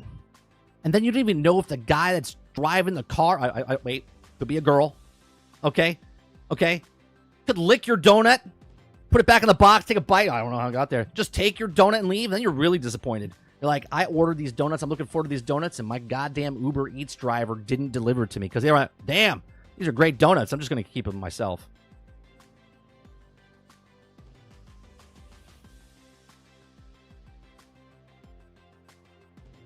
Roic says the armor is changed from just cosmetic to gear, and that gives you stats and the weapons and random drops and have levels.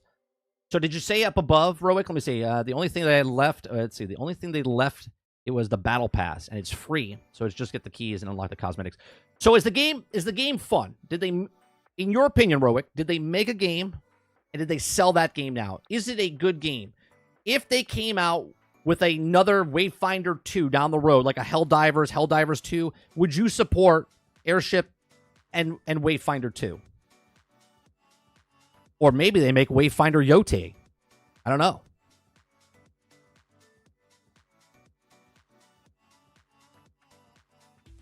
Yeah, but the problem with that, Jones, right? I hope he's buying a dozen at a time. The problem with that is donuts have a very delicate balance of if they're just made, how long they stay fresh for. If you're buying a dozen donuts, say you live by yourself. I mean, I know some of you could just down like 6 of them at a time, but there's that lifespan, there's that shelf life. They just don't do very well, right?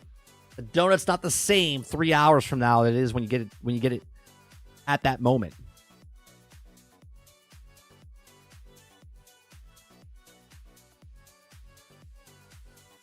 Kyle says $2 a donut. They also have coffee and sandwiches. Help me. It's $3 delivery charge. That's what I'm saying. You're paying $5, right? You're paying $5. You could go to the place yourself. Less gas. You can get more stuff.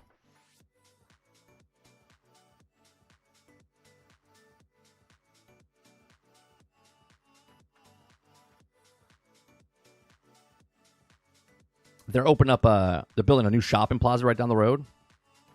And I hate it because now it's in walking distance. Okay? And I can go there and spend more money. I used to have to go in a car. Right? I used to have to go in a car and drive like 10 miles to get to the... But now, there's going to be one right here.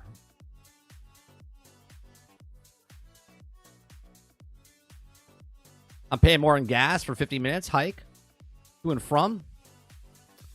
How many miles is it?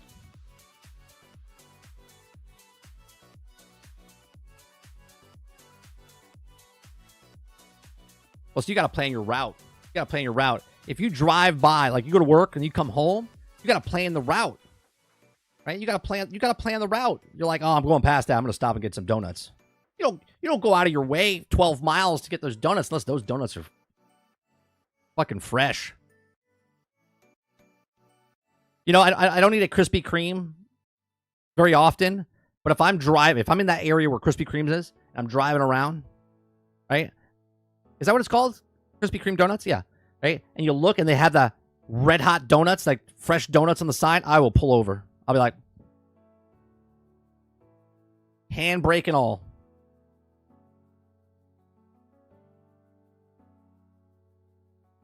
Yeah, that hot sign, you see it? You're like, I don't even want a donut. Hot sign, got to pull over. You got to. Plus, you're paying extra money, Kylo, and they're making other deliveries.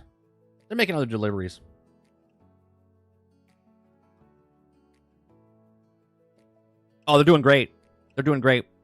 He hired more staff. At the breakfast place. They're doing great.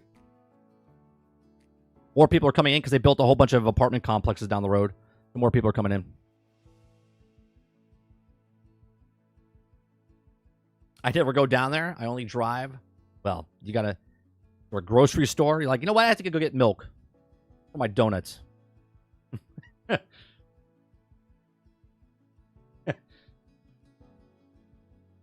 right. Let's talk about the state of play. Let's see what was there. We might watch some videos. We might not. I didn't watch it live. I saw the tail end, and I read a couple of other things that were there. We're gonna go over. You guys watched it. I have no, I don't care. So let's go over this.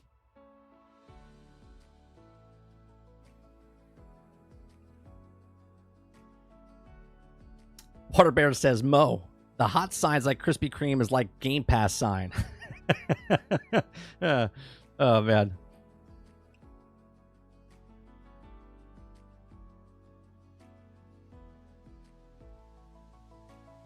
There's someone that orders bacon at the breakfast place, which is right down the road. Bacon is like, for 3 pieces, is like, I don't know, $1.75, $2. When someone orders just bacon and they pick it up from the cafe, from Uber Eats, that man is paying a 75% increase on everything. He's paying like $12 for 3 pieces of bacon. Like, bro, you could raise your own pig, feed it and slaughter it for less.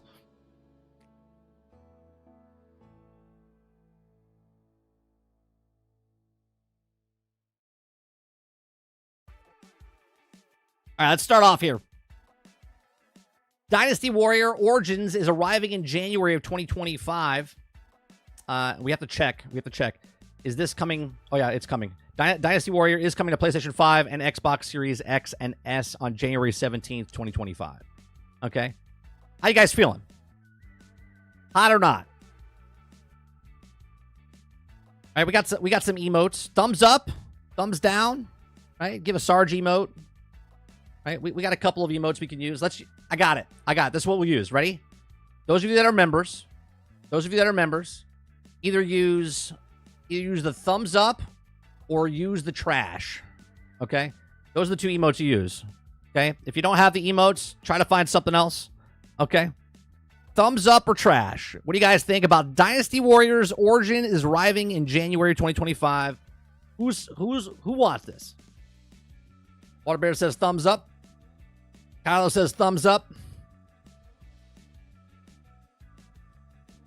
Looks good for fans. Jason can't be bothered. Can't be bothered to try to find a trash can. He has to spell out trash.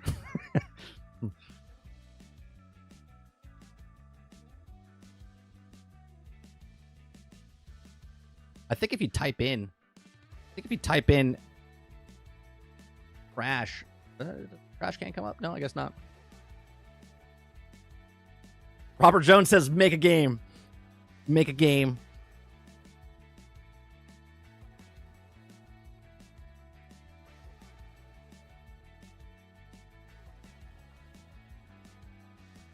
First says thumbs up. Dustin says first up. Travis says thumbs up.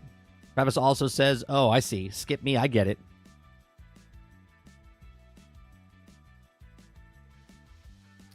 Waterbear says, it's not the other Dynasty Warrior. Focus on the protagonist from the looks of it. Or one of the battle as well. But is it accurate? Is it accurate? And if it's not accurate, Waterbear, is it DEI or SBI? That's the real question.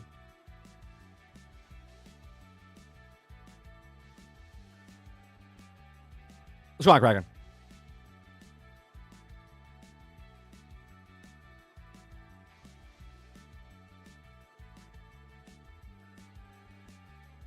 Kraken says, a game made for men will always be thumbs up.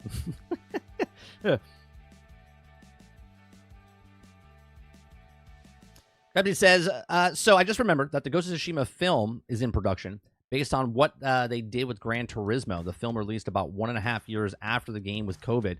So Ghost game 2025, 2026? Maybe.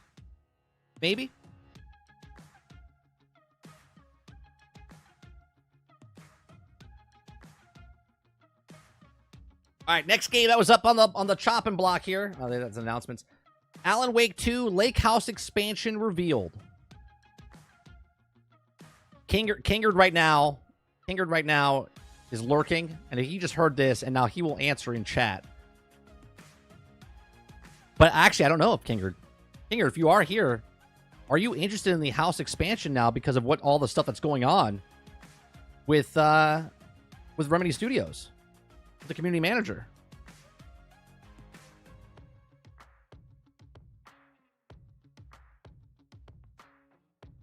Travis, you can't follow directions. Thumbs up or trash? Thumbs up or trash? Has Alan Wake 2 made money yet? I don't think so. I don't believe so. Hilly says Alan woke. Alan woke.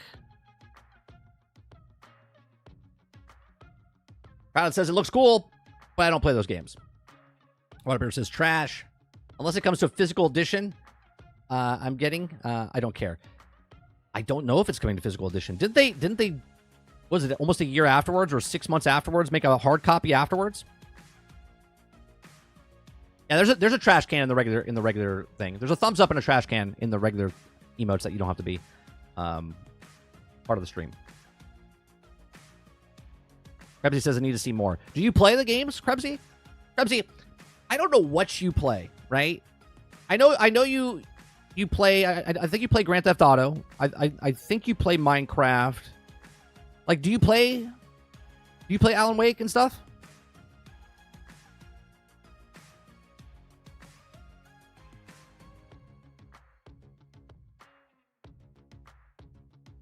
Yeah, the hard copy comes out PlayStation 5 in October. Wait.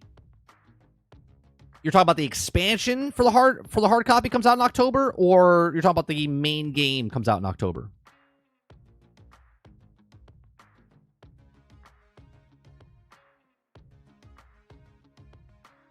Alan Wake 2 physicals in November. So wait a minute, they still haven't come out with the physical copy yet? So it is 1 year after the original came out. Well, I hope the expansion or deluxe is part of it then. Whole game and expansions. Gotcha. Okay.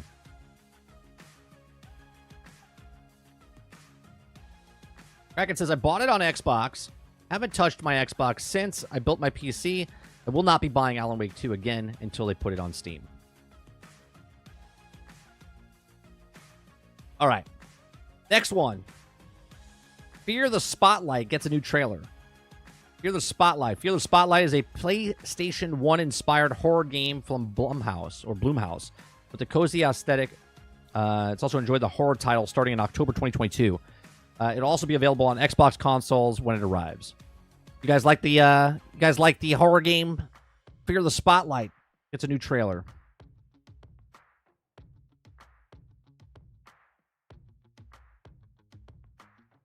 Spotlight trash. Kraken likes his horror games. Do the throwback? Thumbs up. Water Bear says thumbs up.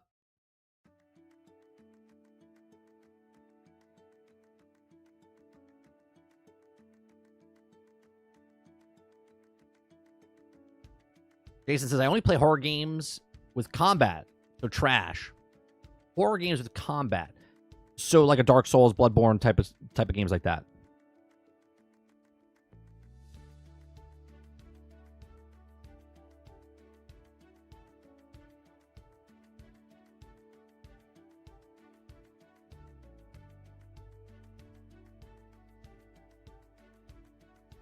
Resident Evil. Gotcha. Silent Hill. Okay.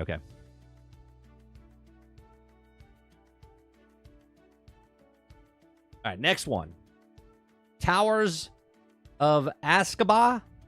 Early access announced. The upcoming city building game, has been announced. Early access in September. State of play starting in November 2024. City building game. Let me see this.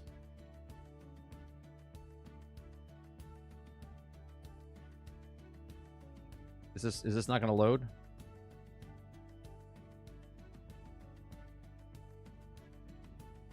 Playing picture in picture. Awesome.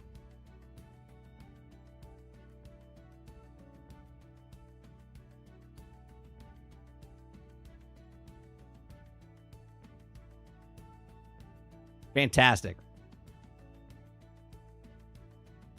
All right, well, we're not looking at that. What do you guys think? Barber says thumbs up. What's the symbol for cautious but optimistic?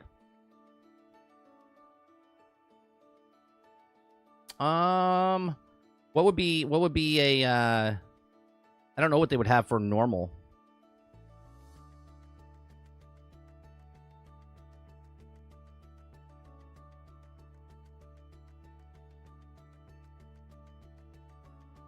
Trash. All right, we'll take the eyes. We'll take the eyes. Next game, Lego Horizon Adventures arrives on November 14th. Now, I'm excited for this game, but only on the Switch.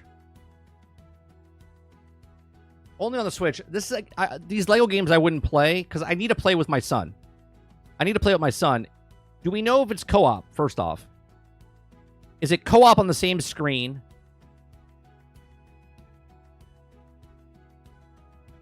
Right? Like, it looked good. I love Lego games. I love Lego games. These are the games that you would play as an adult and as a kid if children play together, stuff like that. Not Paw Patrol, just saying, as you guys said earlier. Who wanted this shit? Sony. Sony wanted this shit. Because just like I said in the beginning of the stream about Astrobot, they're looking, right? They're looking to capitalize on the younger generation, that people that own PlayStation, but there's not a lot of games. I mean, there are games, don't get me wrong, but they're looking to not only bring in younger people, but they're also looking to take this IP, and if you're, let's say, a 5-year-old, 6-year-old, you're playing, this is your first introduction to the character from Horizon, and then as you get older, like, oh, I played the Lego game of that. It's sort of like the Fortnite mentality, like John Wick is not a John Wick character, but John Wick is in Fortnite. Oh, that's a Fortnite guy. And then they grow up and they're like, oh, I'll watch John Wick type of thing, right? Like, same thing here. They look at the character and they're like, oh, I played that game. I played the Lego game. I didn't know that. And this is why they do what they do, right? They're trying to capitalize on the younger population. So as they get older, they have more in-house frog in pot boil. You know what I mean? So they know what's going on. How dare Lego stoop to this level?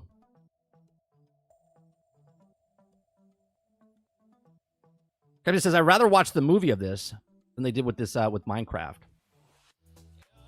I mean, Lego games always do good. Lego games always do good. There's definitely a niche market for this. They're really trying to milk Horizon. Well, that's another problem, though, right? If they do it too much, because they're doing this, then they're doing the remaster, then they're doing the sequel, then they're doing the VR, then they're doing the MMO.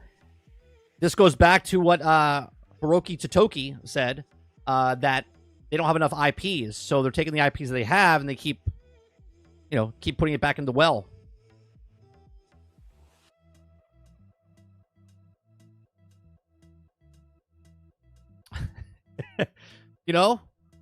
Why not, Vandal? Why not? Let's get a Last of Us Lego game. Why not? If this does well, I see a God of War, definitely. I definitely see a God of War. Okay? I don't know if I see a Last of Us, but I definitely see a God of War Lego in the future.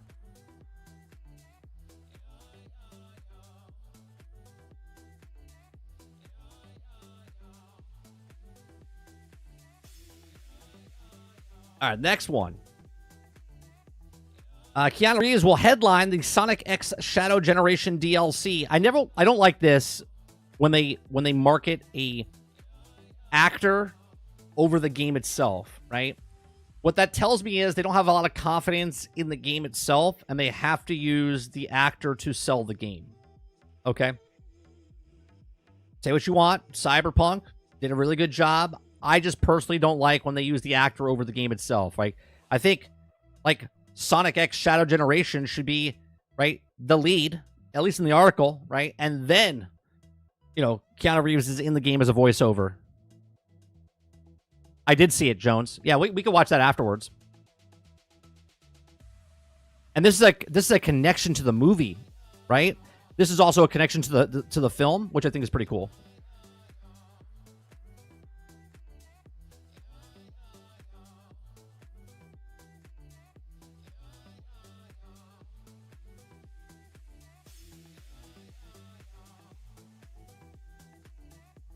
Oh, I understand what it is, Travis. I'm speaking from a personal thing. I don't like... Just switch this headline around. You know what I mean? Is all I'm saying, right? Like, Sonic X Shadow Generation DLC stars Keanu Reeves, but they're putting Keanu Reeves will headline. That's all I'm saying.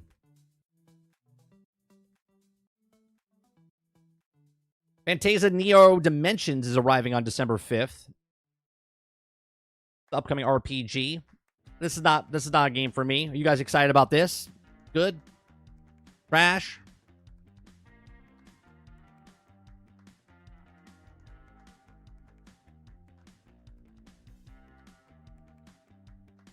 Hilly says Keanu Reeves' voice acting is a cheat code. I have no issue with it, but it's cheating. I guess what I want to say, Hilly, I think I'm more upset about the headline than actually Keanu Reeves. I don't care that Keanu Reeves, right? Cool. I just think when you write an article, I think that don't lead with the actor, lead with the game, and then say the actor's in it. That's all I'm saying. I'm not going to lose sleep over it. You know what I mean?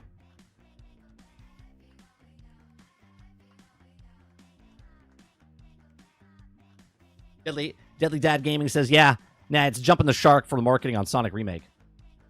You know what I mean? Like, let the game... Let the game be its own.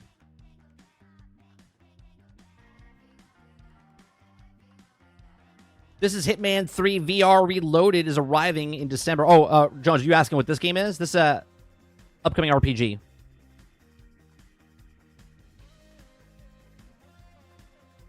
Hitman, look, it doesn't matter what you announce. It doesn't matter what you announce on VR. You could take the biggest brand in the world, put it on VR, and people are like, it's VR. Okay? Even though the Meta Quest 3 has sold like 20 million units, okay? I shouldn't say Quest 3. Meta Quest in general has sold like 20 million units, right? There's millions of people that have a VR headset now, okay? Like total, between all the headsets or whatever, sold. I don't know if that's total people, but you know what I'm saying.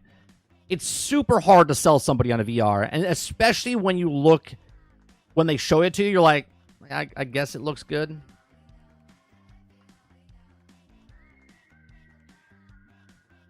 Eclipse says, just like Metro, did not care. Did they have a Metro VR?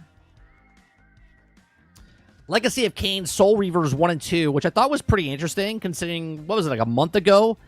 We talked about this game. We showed like old footage of it. I never played it. I said I never played it. Okay? And now, all of a sudden, they have the remaster, 1 and 2. And that's coming on Xbox as well. It's coming to PlayStation and Xbox. So those of you that are fans, there you go. Means nothing to me. Teenage Ninja Turtles, Shredder's Revenge, Radical Reptiles. They have Mona Lisa and I think Gecko is coming to this game. That's DLC you pay on top of the characters, just like the last DLC they had, but there's game modes that they add to the game that's free. So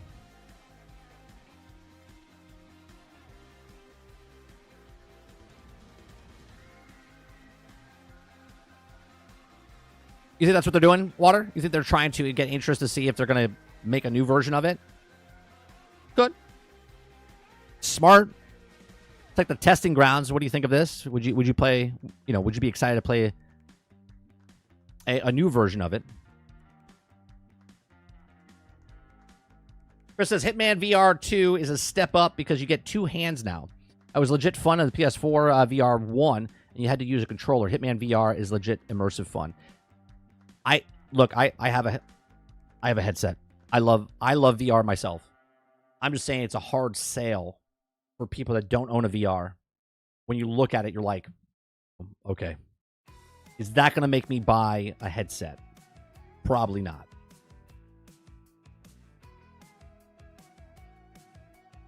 East Vandal says Hitman VR isn't a good idea. The fun in Hitman is seeing Agent 41 deadpan expression when he drops a car on someone.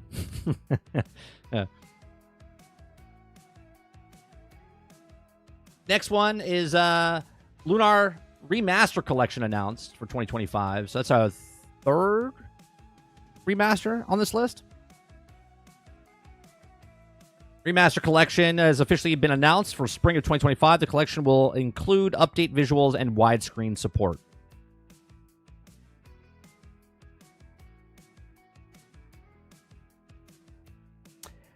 I think I'm along the same lines as you.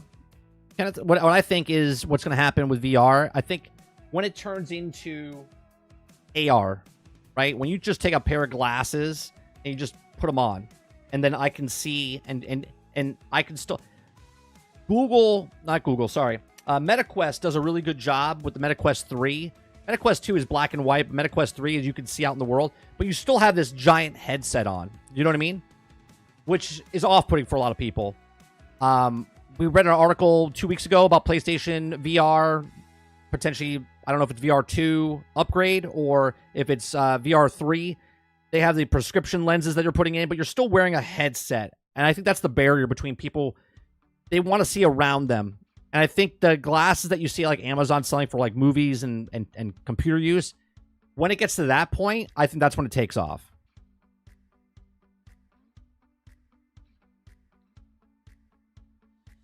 Billy says, Mike is right. Like GTA could be VR only and still wouldn't get the set. Just don't want that stuff on my face. Right. Until it gets down to just the glasses, or hell, even like contact lenses or something. Bare minimum on your face. Some people feel suffocated when they're on there. They sweat a lot. They don't have the right glasses on. There's a lot of different things, but the technology is getting thinner and thinner and thinner. Well, we're talking right now about Lunar. Are you interested in this game right here, Den?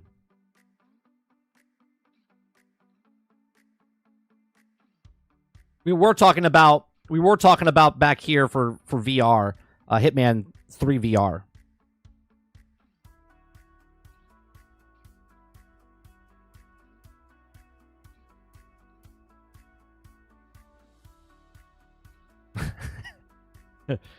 Who's going to be the first? Are you going to do that?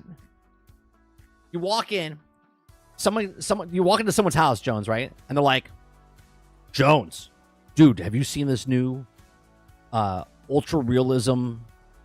It's called the Insert. It's this new VR experience, right? And you see them like, yeah, I'll try it. And they're like, they pull out and there's like this giant. They're like, so go ahead and sit down.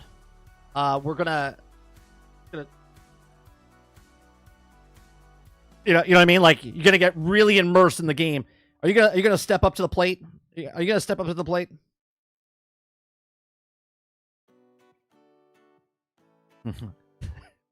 Yeah, sign me up. I went to Tim's house yesterday. What's that gash in your back of your neck? He has this new Insert VR. It's looking amazing.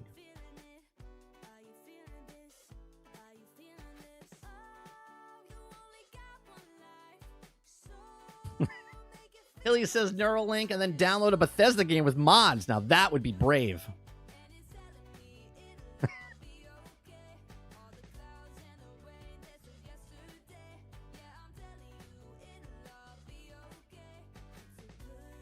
What's the worst that could happen, Krebsy? You know, blow out your eyes. It's all about the fun, though. All about the fun.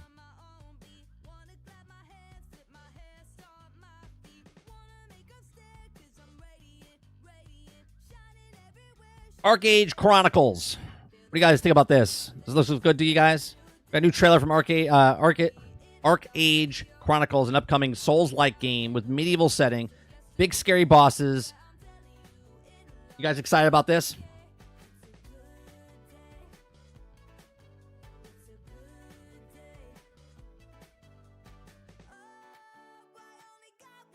I'll just wait for the haptic suit like Ready Player One. There's people already working on that stuff already. Did you see it? Have you seen the guy who plays, I don't know if it's a car racing game or if it was a shooting game. So he built this arm on his desk, okay? And every time he shot the gun, it would like punch him in the chest. It's hilarious to watch. Every time he shot the gun, it was like hitting him in the chest. Oh, it's fantastic.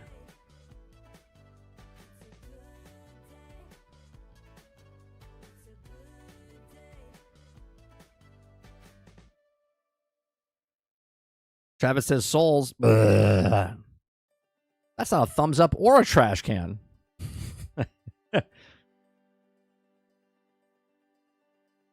I have a soda bottle tank. Is that in the trailer or are you talking about something else? Metro Awakening VR arrives. I've never played any of the Metro games. Never played any of the Metro games. Does this excite people? The VR. You guys going in? You guys going into the VR?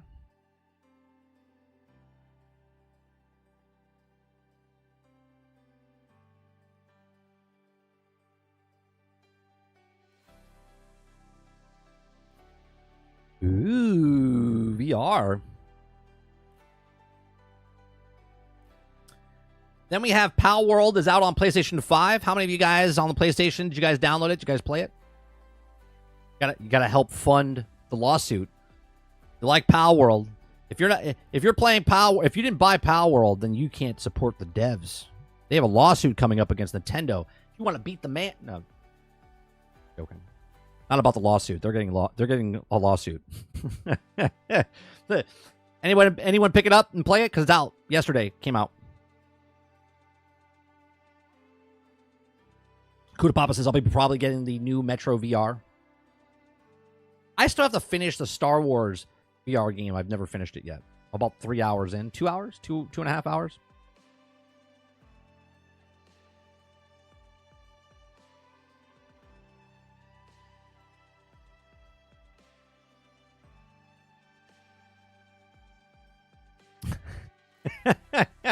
Z says Pocket Pair wondered what they could do with or should do with all that extra money. Well, now they know. Yeah, so they should feel they'd be like, yeah, man, we have all this money. What do we do with it? Nintendo's like, oh, I'll take it off your hands. Don't worry about it. Next, we have Hell Is Us. Hell Is Us. It's a gameplay trailer. A new trailer, Hell Is Us, showcased another horror game that looks a bit like a Souls-like game. It includes a sword combat, a drone on your shoulders, and does not have yet a release date for PlayStation, and will also be arriving on Xbox Series S and X. Hell is yes. Yeah, it looks good.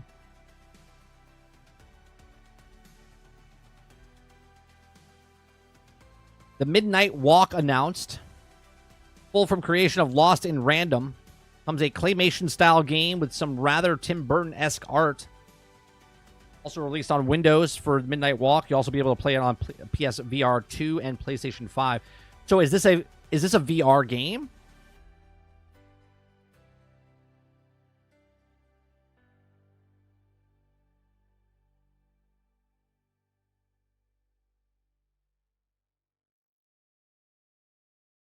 I like claymation, so yes.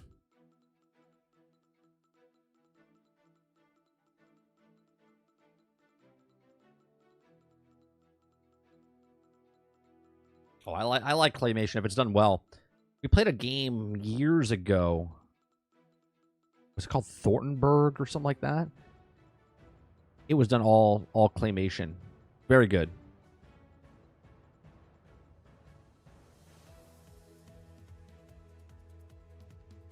Astrobot DLC announced for fall of 2024. Just more Astrobot. Good game.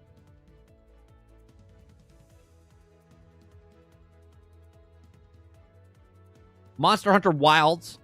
I haven't seen the new trailer, but the when we saw it a couple months ago, I thought it would look really good.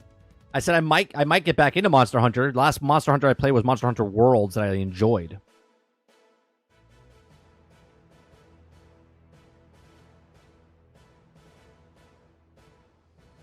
We put a lot of time into Monster Hunter Worlds. Horizon Zero Dawn Remaster. Don't shoot the messenger, Travis. Don't shoot the messenger. Says it on the screen again.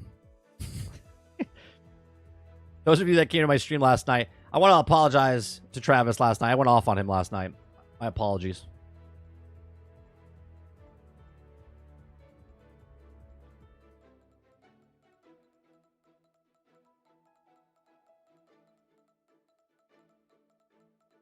$1.2 collector's edition with a bike. I'm sorry. Did you say is that $1,200 collector's edition with a bike?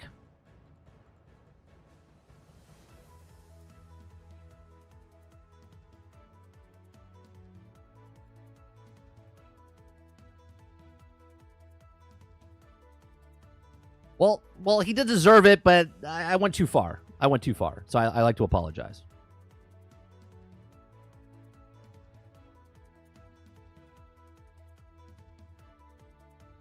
And then we have Ghost of Tsushima 2 announced as... No, it's not Ghost of Tsushima 2. It's Ghost of Yote. Okay. Which I think looked awesome. I still haven't played the first game, which I'm excited to play sometime. It's on PC now, so maybe I'll play it.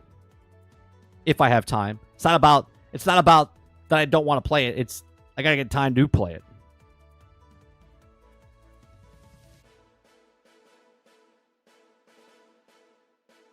Oh, I get that, Travis, but I went too far last night, so I apologize.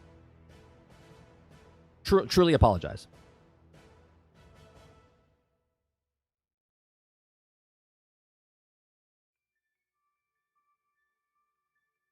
I put a 1.5-minute video in Soda. Okay, let me check this out. Check it out.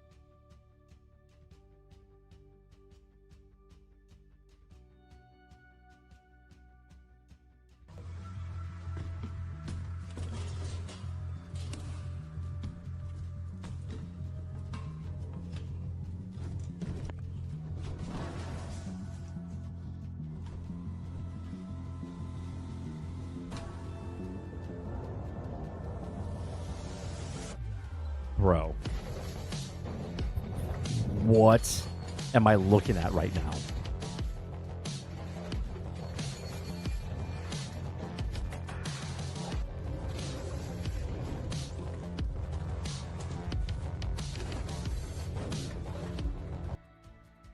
Do you know what this is?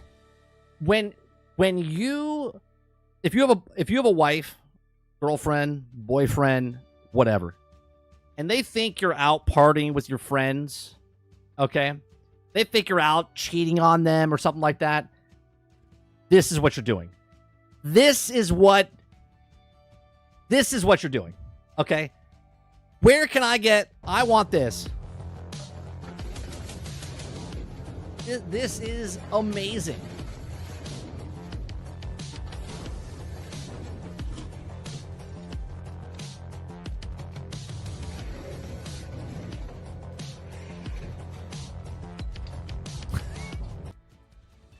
This is fantastic. This right here, obviously this thing they created is thousands of dollars out of like household materials.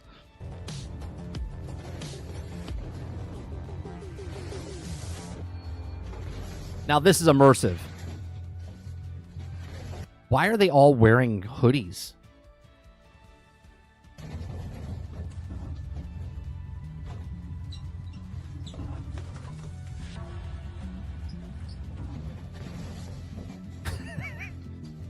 Is there something that actually shakes it when they hit?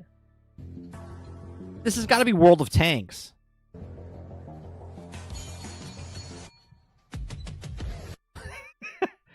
Like, what? What is this? Look at the... Oh, yeah, no, it's the systems. They actually have speakers on there that rumble. Oh, dude, that's fantastic. That is fantastic.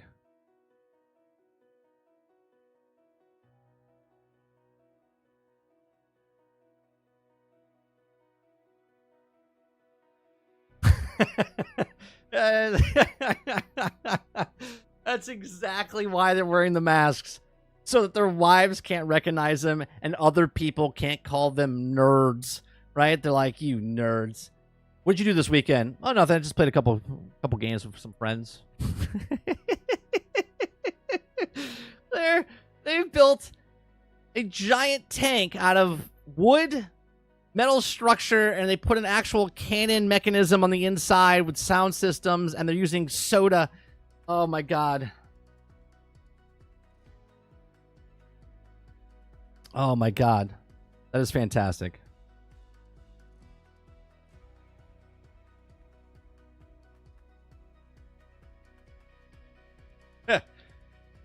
Oh, what a great... What did you send me, Travis? DM sent you see this? Assassin's Creed Shadows has been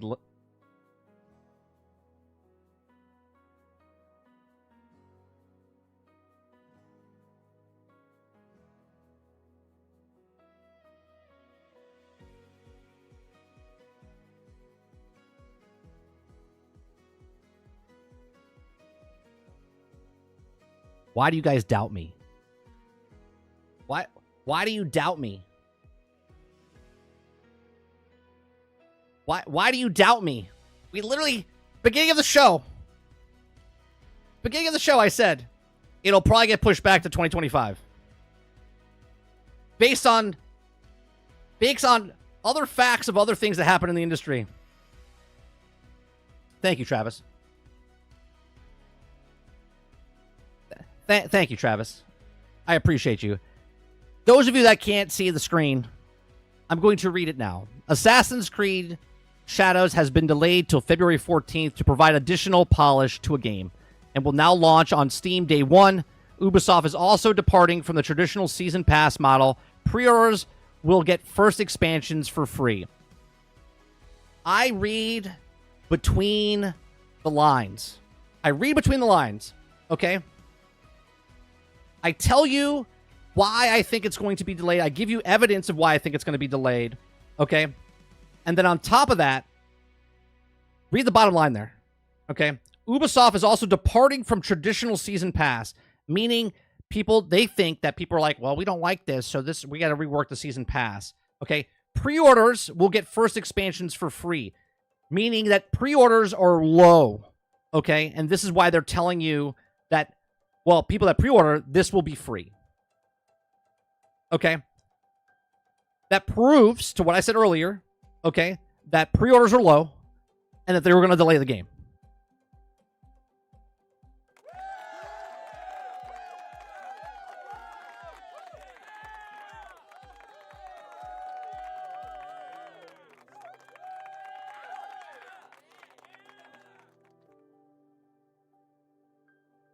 Krebsy says, I said it was getting delayed yesterday at 2:01 p.m.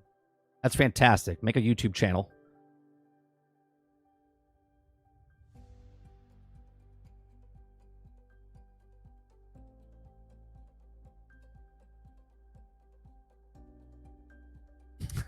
Jason says, I guess all the bigots were right.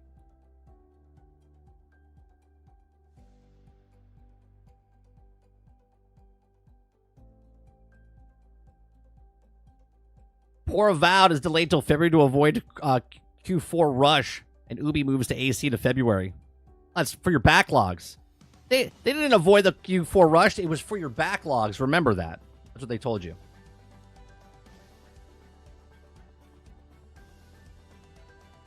They actually said that yesterday, Ford, and we talked about it a little bit last night on the stream, and then this morning's first story we talked about it, and I said they were going to delay it.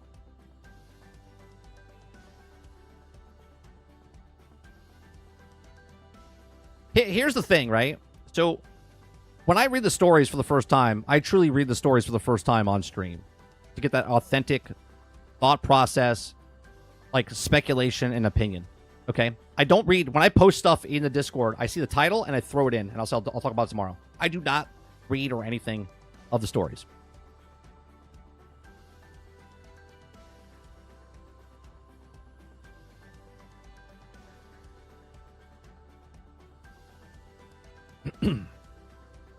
Yeah, this is just going to get worse for them. But I'm telling you, they want to cool it off. There's too much stuff going around it. There's still going to be stuff going on down the road, but people forget real quick.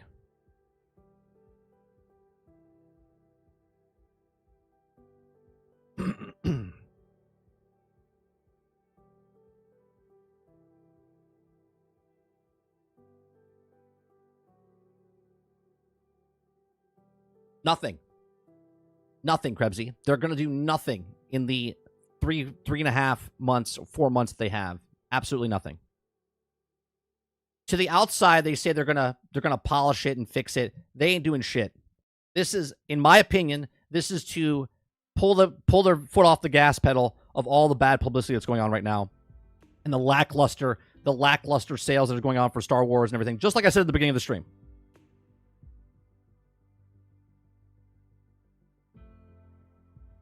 Right? I just said it. Our dates. Companies need to stop telling us what days they're coming out with. If you don't know what your game... Everyone knows. Hey, tonight, guys, I'm having a stream. I'm having a stream tonight. Podcast tonight. Okay? 8 p.m. Eastern. Unless something happens between now and then, I know that I have a thing. Okay? They're so sure that they're going to have a thing, but they're like, no, we're delaying it. Right? Companies are all the same. Pre-order the game. If the pre-order... Now, imagine this in a landscape here. if the pre-orders were skyrocketing, do you think they would delay this game?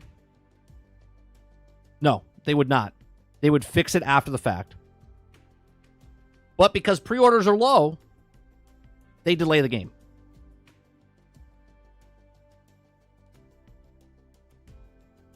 Yeah, like Battlefield did for Halo, or was it the opposite way around? Halo blamed Battlefield for low sales. I forget which one it was.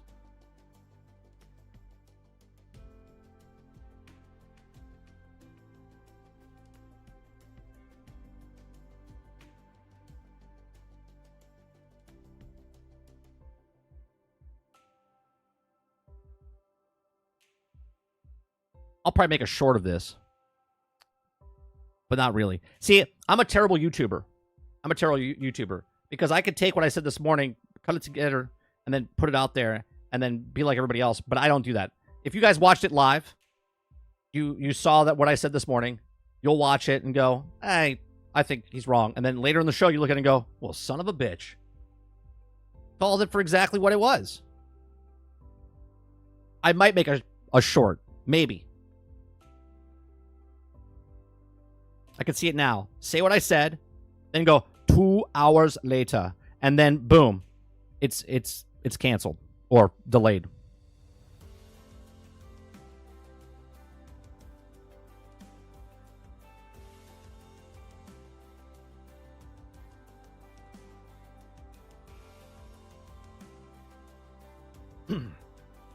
Yeah, Battlefield blamed Halo. That's it. There's a lot of stuff coming in February. February all of a sudden got really popular.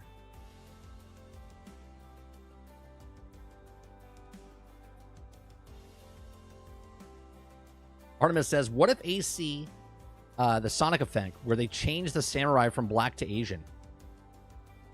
That would be fucking hilarious. That would be fucking hilarious. But here's the thing. I don't think it would sell more. I think first impressions are everything, and they've lost the mass market of people that just don't give a shit about AC Shadows. And even if they did, 18 covers it. $18 covers it.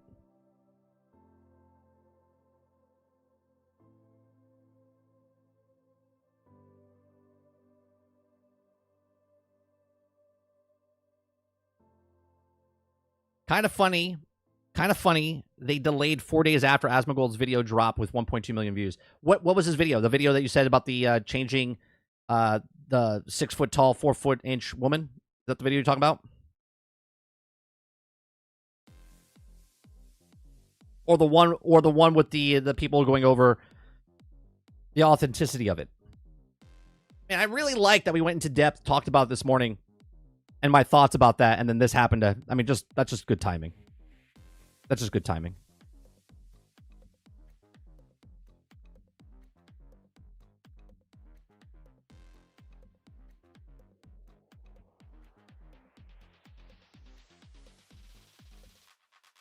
Eclipse says, I'm not gonna lie.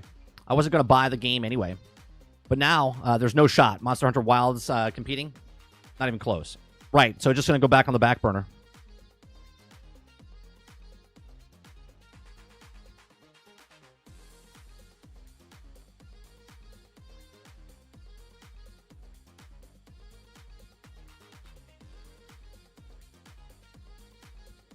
Kat says, Ubi is getting overconfident with all the money that they are making from the Activision streaming rights deal. They made their money back in year one on a 10-year deal. We'll see what happens. East Vandal says, how exactly did Shadows shove DEI down folks' throat? I mean, we already went over all of this in the beginning. And all my stuff that I was talking about had nothing to do with why I thought it was going to be delayed. It was everything business-wise why I think they were going to delay it.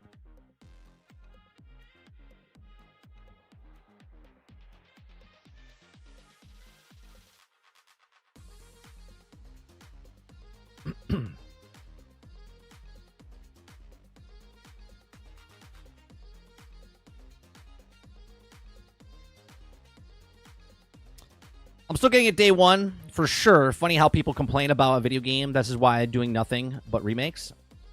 No, the reason they're doing remakes, Nate, is because they're cheaper to make. they're cheaper to make. They don't have to put hundreds of millions of dollars to make a brand new IP like Concord and then bomb when they already made a game, and they can just remaster it and they know it already has a baked-in audience. It has nothing to do with people complaining, and this is why they're making remakes. They're making remakes. Remakes have always been a thing. The reason they're making remakes is because it's less money out of their pocket. It's minimal viable product, meaning it's a game that's already been made. All they have to do is upscale it to the new thing, put some extra stuff on top if they want to, and then they make money. Voila. Done. Has nothing to do with, oh, well, people are complaining about Assassin's Creed Shadows, so now they're going to make a remake of Assassin's Creed 1. That's not why they do that.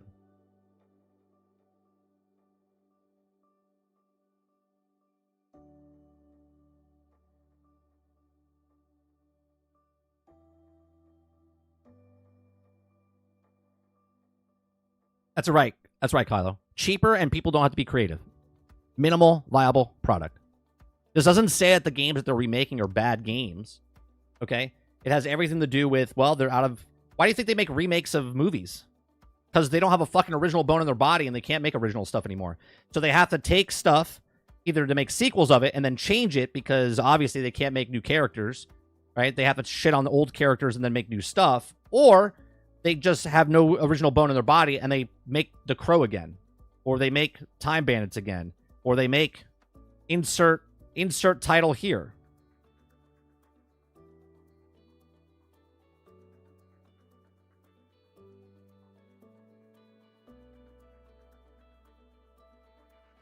Real question.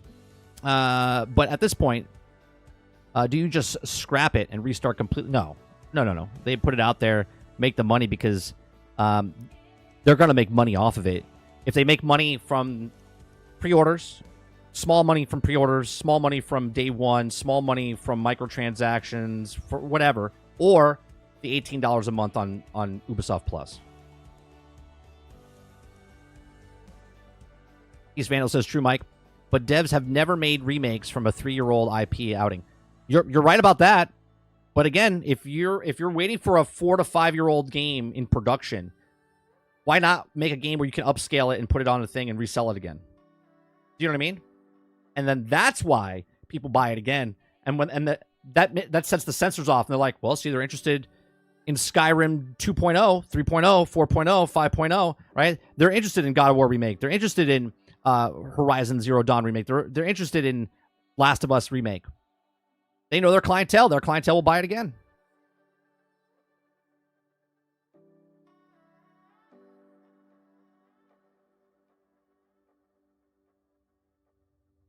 That's a whole nother conversation, Kylo. Says, look, Resident Evil 4 did an awesome job with the recent remake. Got nominated for Game of the Year, which I don't think remakes should get nominated. It should be in a separate category if it was like a remake thing, but that's a whole other conversation. No need for R&D.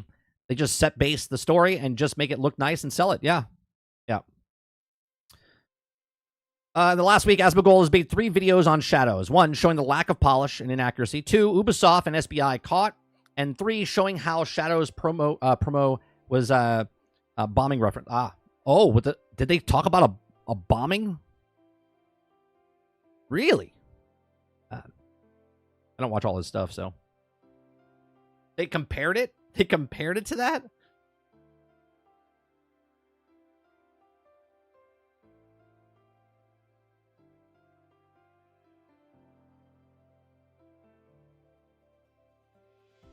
Nate says, video games aren't meant to have people, though. People find something wrong with games that many for fun. Or she's gay, or he's black. I don't care what they're as long as it's a good game. We're on the same page, right? We're exactly on the same page, right? The companies are the ones that post this stuff out, right? The gamers just want a good game.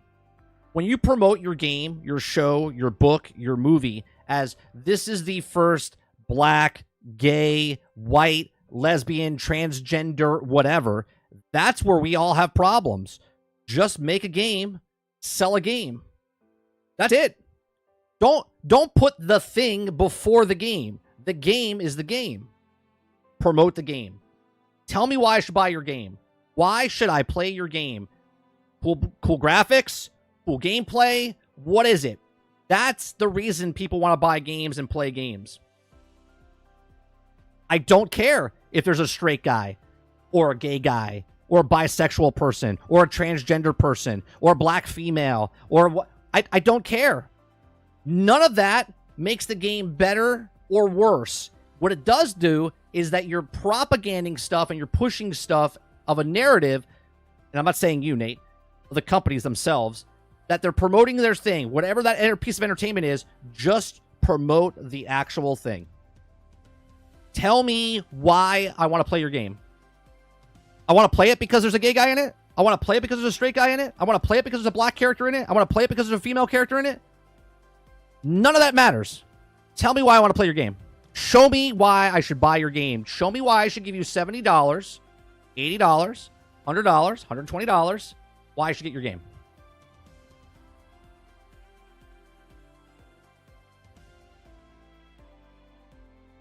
Kylo says, Sony is changing the mold with remasters in a bad way.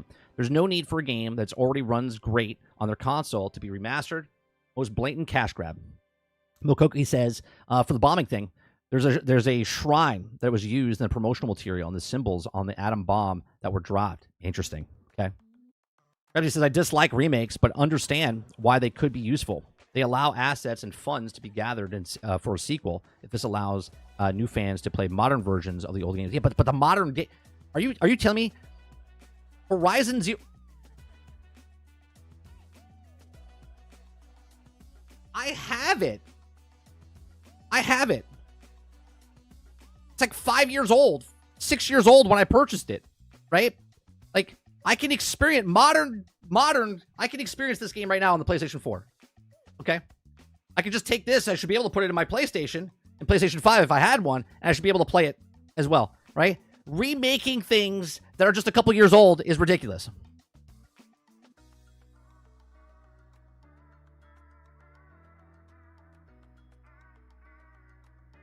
We had this conversation like a couple months ago. I feel like 10 years, minimum. Minimum.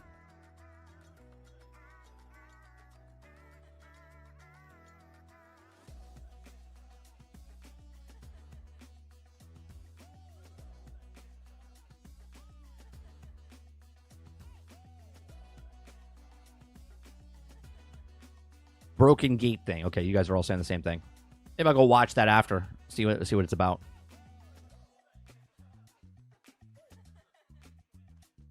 Jason says, when a company virtual signals and they're saving the world and it gives the impressions that you care more about the identity over making the video game. Right. That's what we have a problem with. You said it before, 30. Sony's becoming the Apple of gaming, and speaking from personal experience, I will spend money on a remaster/remake, play it, and then I'll enjoy it. But I have expendable income. Right. And look, this is not a shot at Sony saying they're just taking the business model of what Apple did. I used to work for Apple. Okay, I know exactly what Apple does. Okay, hence why they're the first/second biggest company in the world. Okay, because they know what they're doing. Right. This is why Microsoft and Apple are as big as they are, because of what they do, the business models that they have. Okay, this is not a dig on Sony. Sony is just doing this business model of what Apple does. They know their clientele and they're going to sell it to you.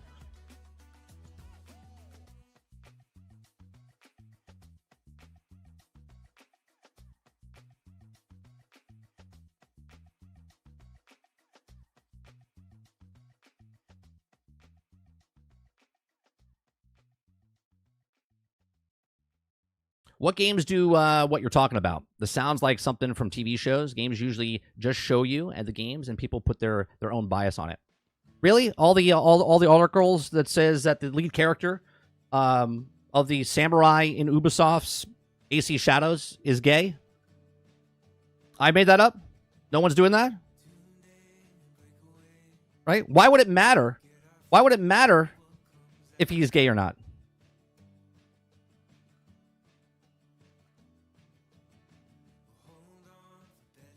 Right?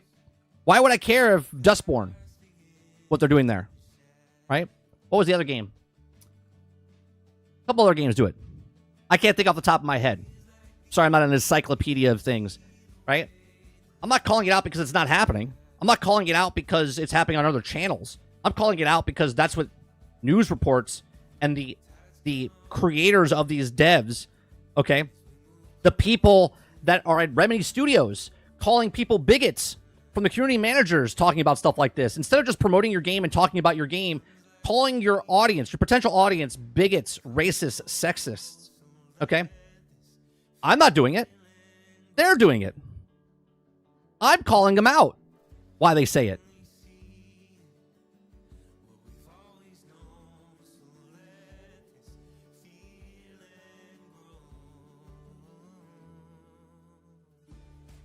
There are plenty of positive videos on Shadows. Funny how Asmongold doesn't show those also, or almost like negativity gets clicks.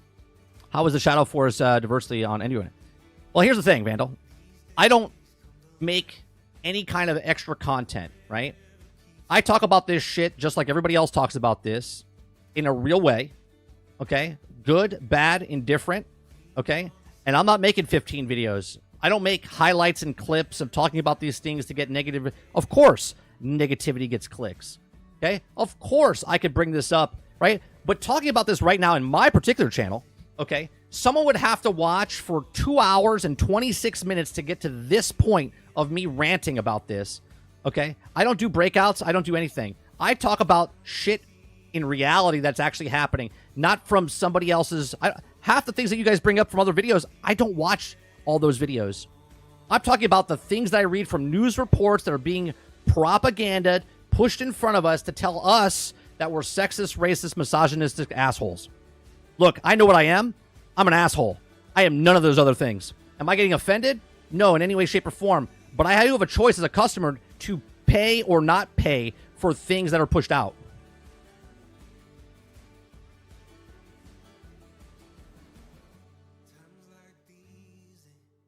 They 100% did in articles, Chris. 100%.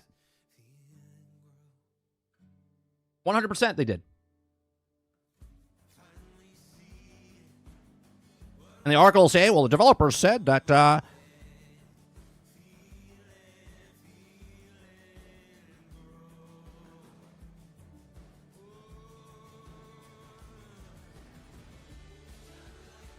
What is this, Travis, that you sent me? Sweet Baby employee admits goal is burning the games industry to the ground.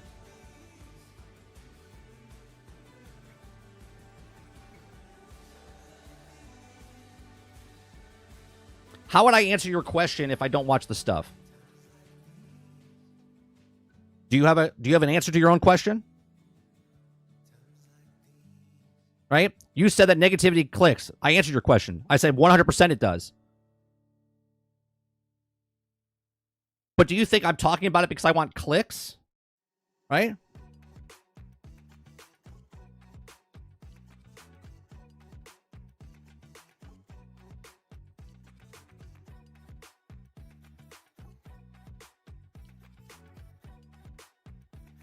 Argus says they said he would be able to choose as a player what kind of romantic partners they would want to take. It wasn't as gay or as historical documentation. He shouldn't be able to be in the game either.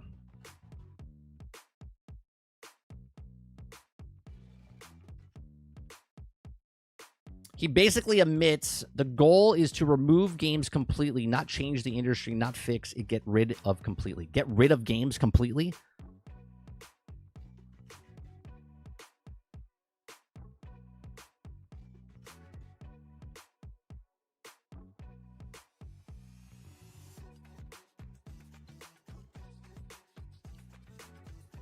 SBI is to get rid of games completely.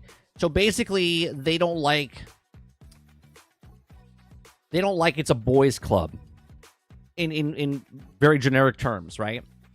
Right? Like when you were a kid, if you had sisters, cousins, whatever, and you guys were hanging out, and then the annoying little sister or cousin came in and you're like, get out! Right? Her goal now in life is to make sure that they burn down the door because they can't be a part of it, that they have to wreck it for everybody, is basically what you're saying.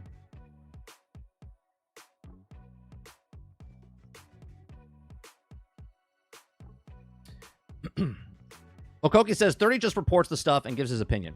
Doesn't do this for clickbait because he doesn't rely on this for his living. Well, I want to rely on this for my living. Okay. I mean, I do this full time. I do this 3 hours a day, 4 days a week. Okay. I put more time in this than more people probably put in their own actual real job, but you're absolutely right. Okay. It's because morally and integrity wise, I don't do clickbait and stuff like that. Right. I do a morning live show, and that's the way I want to do my content. If people want to come in and sit through 2.5 hours and see something that happens, now I might take a 20-second clip or a clip like I put up a couple days or yesterday with me and Greg Owen, or me and Sarge talking about Girl Fight Club or whatever, which I can't put in shorts, but it's up there on TikTok and whatnot. Okay, I don't do that to promote negativity. I promote that to put out there so other people are like, oh, this is a podcast. Oh, maybe I'll come and watch it, right? But you're right. I just do it because that's what I'm talking about. I read the article and give you my opinions. You guys come in and start giving me questions and stuff like I'm the almighty, powerful, what I say goes for everybody. No, I'm telling you what people think and what companies do. I don't have anything to gain from this besides the live chat that comes in and listens to my stuff, right? Of course he pushes negative. Everyone on YouTube pushes negative. The reason I brought up what I do is because I don't do that. Of course they do that stuff because that's what makes money. People want to make money. I want to do this because I like doing this, and I'm still going to talk about it. I'm not talking about negative stuff because I want to clickbait someone into having a 13 cents put on a video, okay? I'm talking about the stuff, Vandal, because it actually is happening. It's actually happening. You could be in denial that, well, DEI doesn't exist or an SBI doesn't do it, and this is not why things are... But it's 100% happening.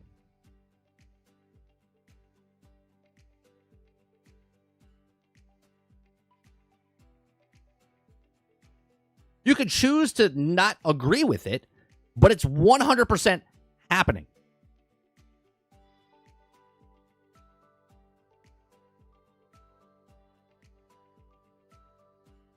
Z says, okay, then Sweet Baby Inc. can move on over to the NFL, the NBA, NASCAR, and leave us alone. Well, then those people, well, actually, some of the stuff was already in other fields as well.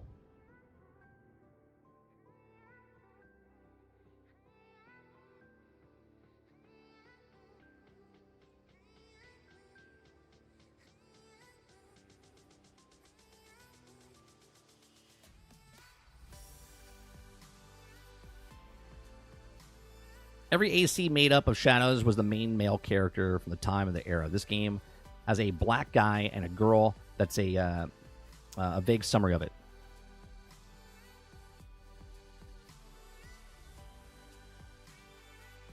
And I've told you that articles that are written that talk to developers tell you what it is. Okay? So when an article says, well, we interviewed Ubisoft's whatever companies working on AC Shadows, the French company or whatever, right? They're like, oh, they say that this is I'm going to butcher his name. The samurai is the first gay samurai in the thing, right? That's how they promote it. That's how they push it, right? It's the same thing across everything, right? Marvel didn't come out and say that Agatha is the gayest show ever. The reporter asked, is this the gayest show ever? And Marvel was like, sure is. Sure is. Right? That's what they do. The reporters ask the question. And instead of the company coming out and saying, no, that's not true. It has nothing to do with the diversity of this is why we did this. Instead of setting the line straight, they go 100% into it. They say, yeah, absolutely. Yeah. And then they run other articles saying, this is the first gay samurai. This is the first black samurai. This is the first female transgender. And none of this matters. None of this matters. I don't care if the guy is super Chad, super straight, and banging every female in the game like Mass Effect. Tell you what, I was a girl shepherd and I was banging everyone in Mass Effect. Okay? It doesn't matter. Gamers, actual gamers, don't care about this stuff. We just want a good game. That's it. I know it's crazy.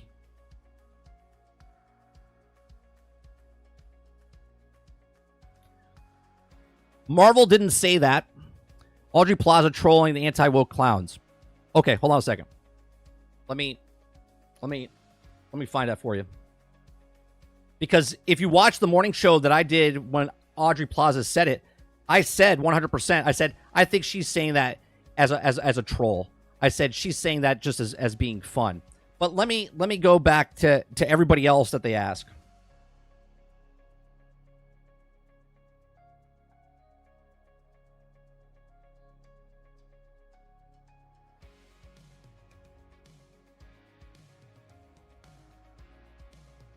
Agatha is the gayest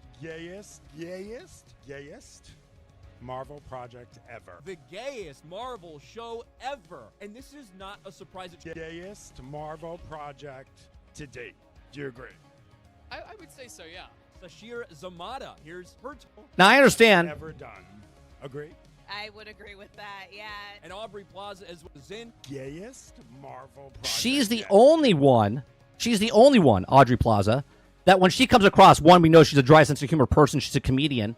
Okay, when she says it's like, yeah, of course, that's why I signed up. Meaning, this is so absurd, right? This is so absurd that you even asked this question, okay? Because that's not what it is. I actually said that when she said it, but everybody else, not so much, not so much.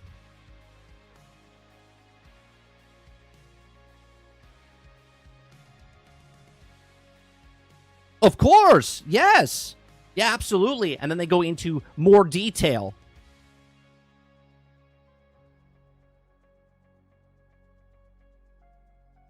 That says you could tell how bad off Ubi was by the fact that with the $2 billion market cap with multiple valuable IPs, no one wants to buy them and try to absorb in the 23,000 employees. They had, from last year, in a 12-month period, they had Pandora, they had Prince of Persia, they had Skull and Bones, they had Star Wars Outlaws. There was another game in between there as well that came out new. And now Shadows. Okay, and all of them kind of just came out flat. I think Prince of Persia was the only one that sold really well, and that's a smaller game compared to Avatar, Skull and Bones. Skull and Bones is the first quadruple A game ever.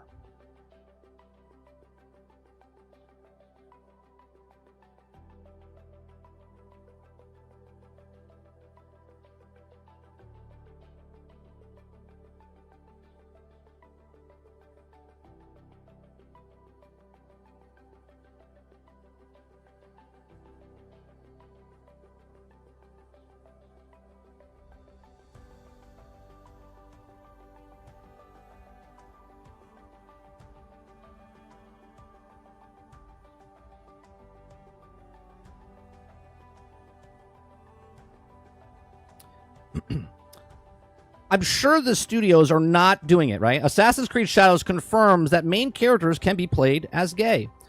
Why does it matter? Right? Assassin's Creed will be players that have the same sex romances according to the developer. According to the developer, right? Meaning they ask the question, can you have gay romances in the thing? And they're like, sure can. Right? And instead of now just promoting the game for what it is, right? For what it is, Assassin's Creed Shadows, a samurai game, whatever. This shouldn't be a question from the publication, and this shouldn't be answered, right? Because it's stupid. It breaks down what the game is, okay? Then you have people from both sides take what this is, and then they start running with it, okay? It's stupid from the publication side. It's stupid from the developer side. It's stupid from everyone's side, and that's what they run with. But to say that the companies are not promoting this is delusional.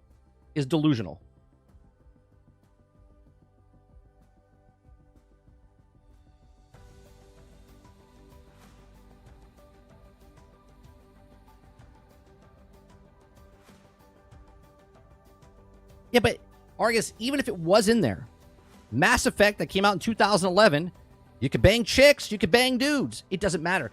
Did they promote Mass Effect 2 as it's the game that you can have gay sex with? No. No, they didn't. It didn't matter that you were a female protagonist or a male protagonist. It didn't matter back then. The media, the companies, in today's age of 2024, 1000% are pushing this shit on us so we can have stupid fucking arguments like this. Right?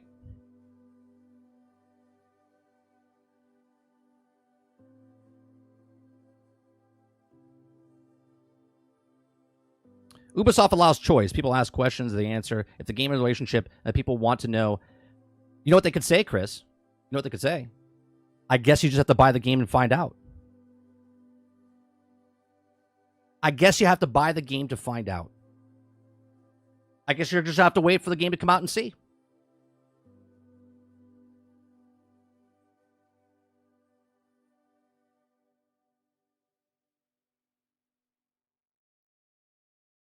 How come no one got upset when you're banging bears in Baldur's Gate 3?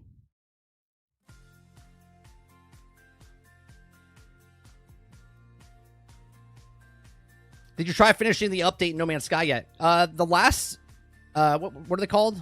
They're not expeditions. Expeditions. I finished the last expedition, but I haven't started the new expedition. There's a new expedition now.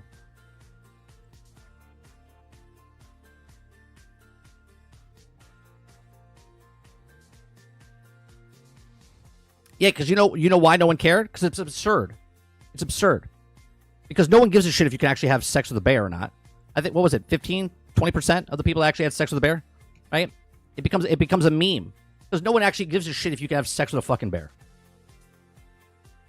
Just like nobody gives a shit if you can have sex with a man or a woman. But the articles and the companies push it because that is what they would like to do.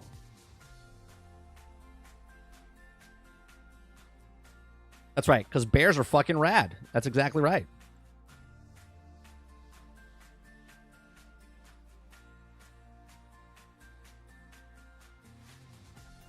Read your last thing. Still remembering that the Australian band Mass Effect won because of 5-minute gay sex and female shepherd, and you banned 40-hour game for 5 minutes of gameplay. It's absurd.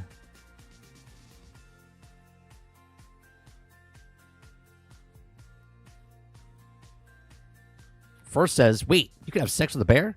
I need to go play this game again now. That's right, First. Get on it.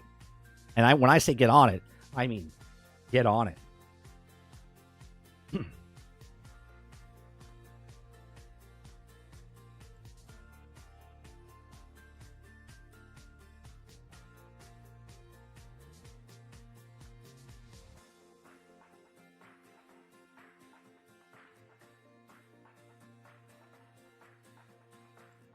Is it so hard to just promote something for what the thing is? Now, I know Transformers 1 didn't do this, right? I know Transformers 1 didn't do this, right? Transformers is Transformers, right? They just promoted Transformers. And imagine if Transformers came out and said, Transformers 1 in theaters has the first gay Transformer. Do you see the difference? Why does that matter? Why does that matter? Does it matter that the people that want to watch Transformers are like, you know what? I was interested in Transformers, but I'm not going to go unless there's a gay person in there. Person, by the way, they're robots. Okay. If they promote something, again, Transformers didn't do this, okay? But if they did, it would be fucking stupid because you don't need to promote the movie that way. You just promote the movie Transformers. Here's the story of a retelling story of Transformers and how Megatron and Optimus Prime became mortal enemies. Okay? Oh, wow. That seems interesting.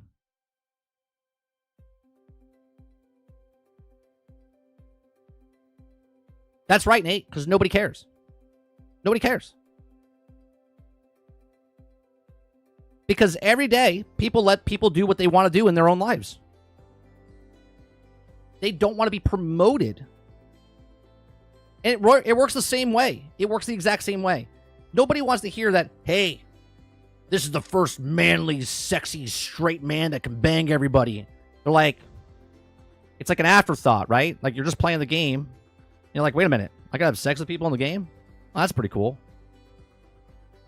Like how many people bought Grand Theft Auto because you could scissor somebody or you can get a blowjob from somebody? Probably all of you, I know. Degenerates you are. Okay. Right? Do you think anybody bought that for that reason? No. It was an afterthought. It was like, oh shit, you could do this? That's pretty realistic.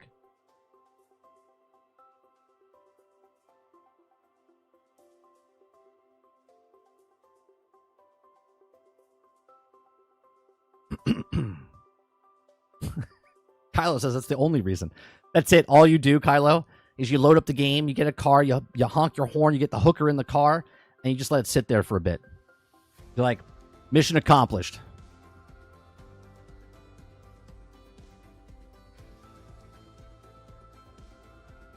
Mokoki says, I think this goes back to the earlier point. Simply reporting on a game isn't good enough for the mainstream media anymore. You have to get into more engagement with controversial takes. It's sad. Yes.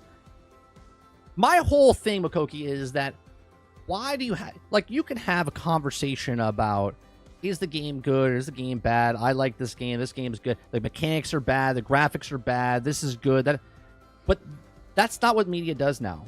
And obviously, as a content creator, we're having conversations about this, and people don't like either side because they might be of that where they're gay, or it's transgender, or they're straight, or religious-wise, and they get all uptight because they're like, well, you're talking about me, right? They're talking about me personally, and it's nothing about you, right? It has everything to do with the thing that we want to play.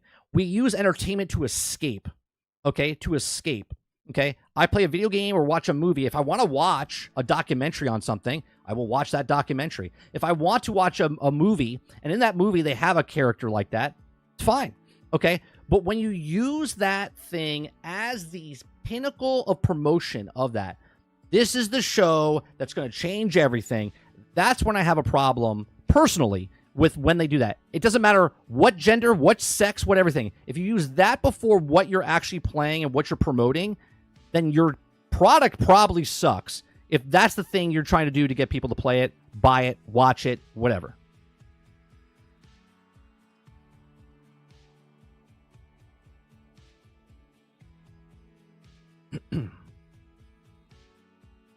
Yeah, but you know how many people, Travis, have no idea that Neil Patrick Harris is gay? You know how many people don't even care that he's gay, right? You know why? Because they're just watching the show. For some people, they watch and go, man, he's a gay guy and he's playing that character? That's pretty funny, right? That's called acting. Probably one of the greatest written characters in the last 20 years on television.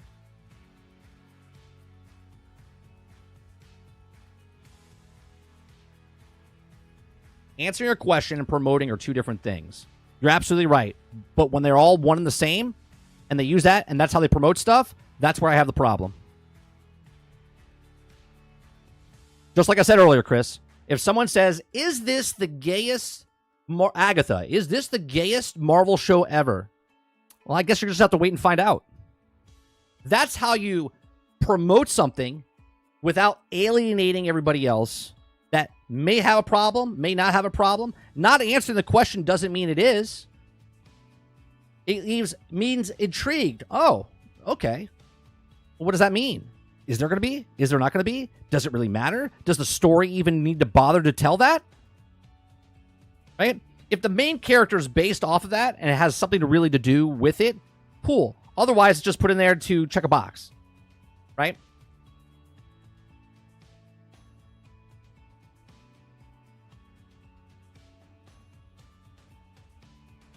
That's exactly right, Nate. You're like, oh, shit, this is actually pretty good.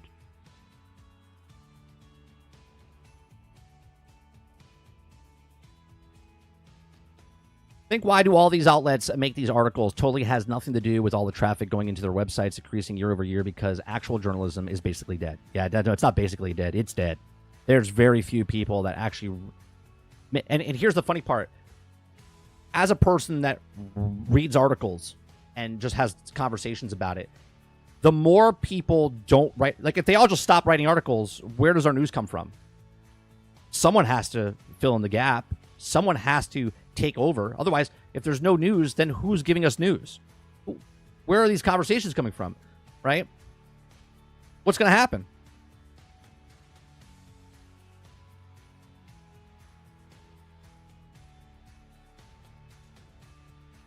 Drummond says 30.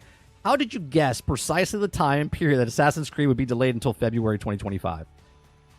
Honestly, it was just based off of things that happened in the past in the industry, things that happen when you read between the lines, when you're seeing the stocks go down, when you're seeing them cancel certain things, it's It's just reading between the lines of what's happening. I'm not Nostradamus. I'm just a person that reads between the lines. Certain words that are used, certain things that are said.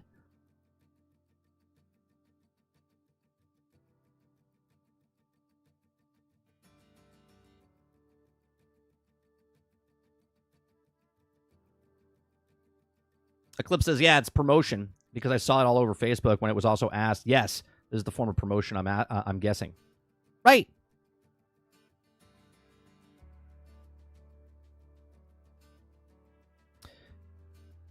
It says, maybe some of this is artifact of higher end graphics. When games were lower res, then it was also gameplay. It was critical, not to social elements. Perhaps because we're at this ceiling of like graphical fidelity, right? That what else is there to talk about?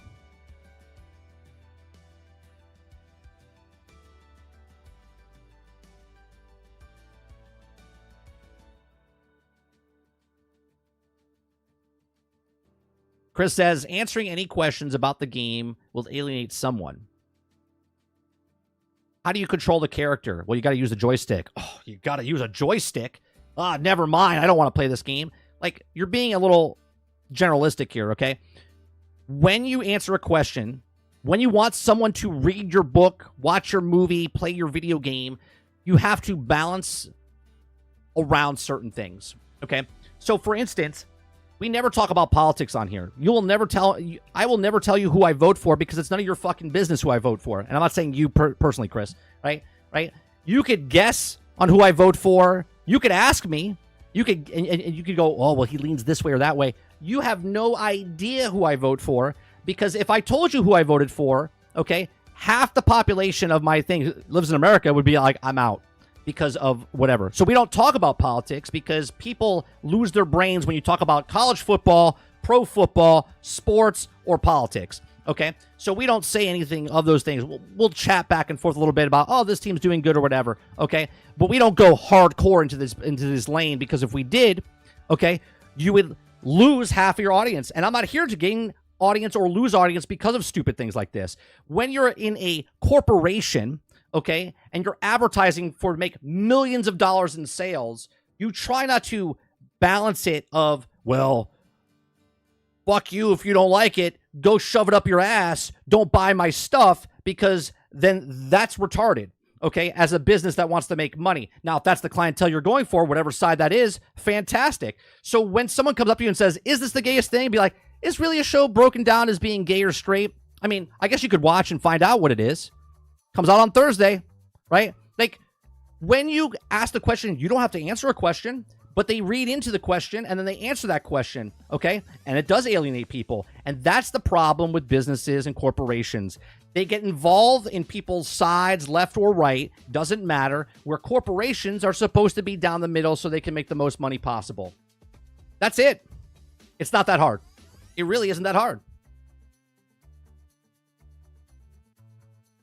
30, a question. I'm not sure what kind of computer this is, but I'm playing games off Steam. So I should be able to play Towerborn. It gives me the option to buy if I'm playing Metal Slug Awakenings. I don't understand the question, Nate. It's about playing games off Steam. So I should be able to play Towerborn. Yeah, if you have access to Steam, then you should be able to play it. But look at the minimum. I don't know what the minimum requirements are for Towerborn. And I don't know if you're playing on a laptop or a computer and whatever you have. So just look at the minimum requirements to see if you can play it.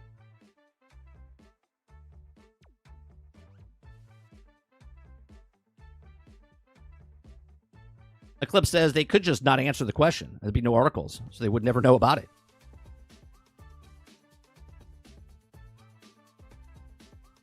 Oh, I did forget about religion. Yeah, religion as well.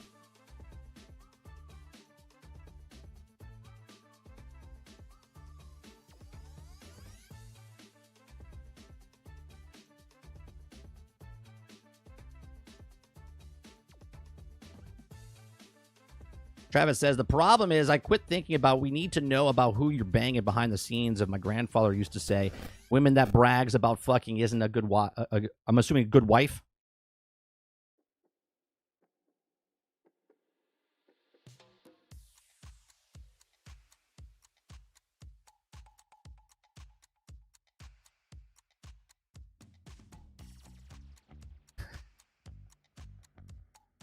Is this? Oh, this is from last year. Yeah. This is from last year, and this is from one in the comic books. Yeah.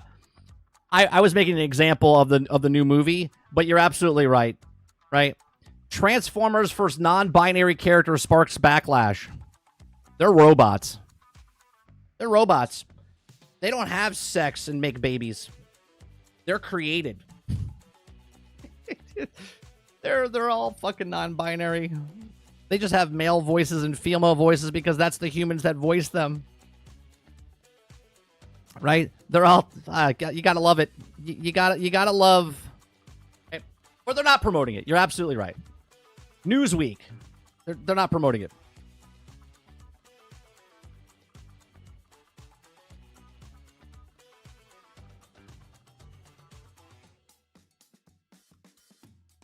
That's right, Jason. Transformers are banging now. All right. I hope I offended every single one of you today. I really do. Because being offended is always taken, not given. So I appreciate you very much for coming out and hanging out.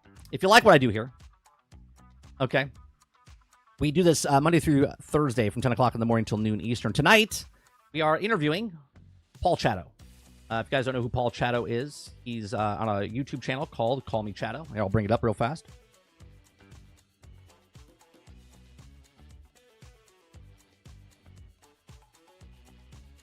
Hello, denizens. So this is Call Me Chatto. We'll be interviewing with him tonight. He's a ex-TV executive, I believe in Canada. He used to be a sketch writer. Has his own YouTube channel. His YouTube channel is over 125,000 subscribers.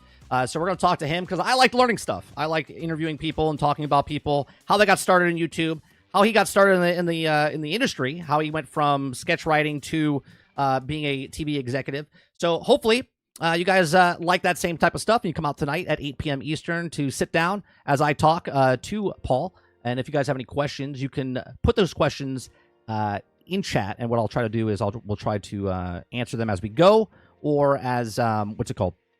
It's hard because as it scrolls, if we're in mid conversation and you want to try to get a question in, we probably won't get to it. But there'll be a time where we take questions and you guys can ask questions. Hopefully sometime in the show. If you guys like what I do here, hit that like button, hit that subscribe button. If you'd like to go above and beyond that, become a member as little as $5. We do this, like I said, Monday through Thursday. Tonight, podcast 8 p.m. Eastern. Tomorrow we do Generation X Gaming weekly podcast. But there's a hurricane off the coast, and we don't know if we're going to have a podcast tomorrow or a show tomorrow morning, all depending on where the weather is and if we lose power or whatnot. So appreciate it very much. You guys have a great rest of your afternoon, and I'll see you guys on the next one.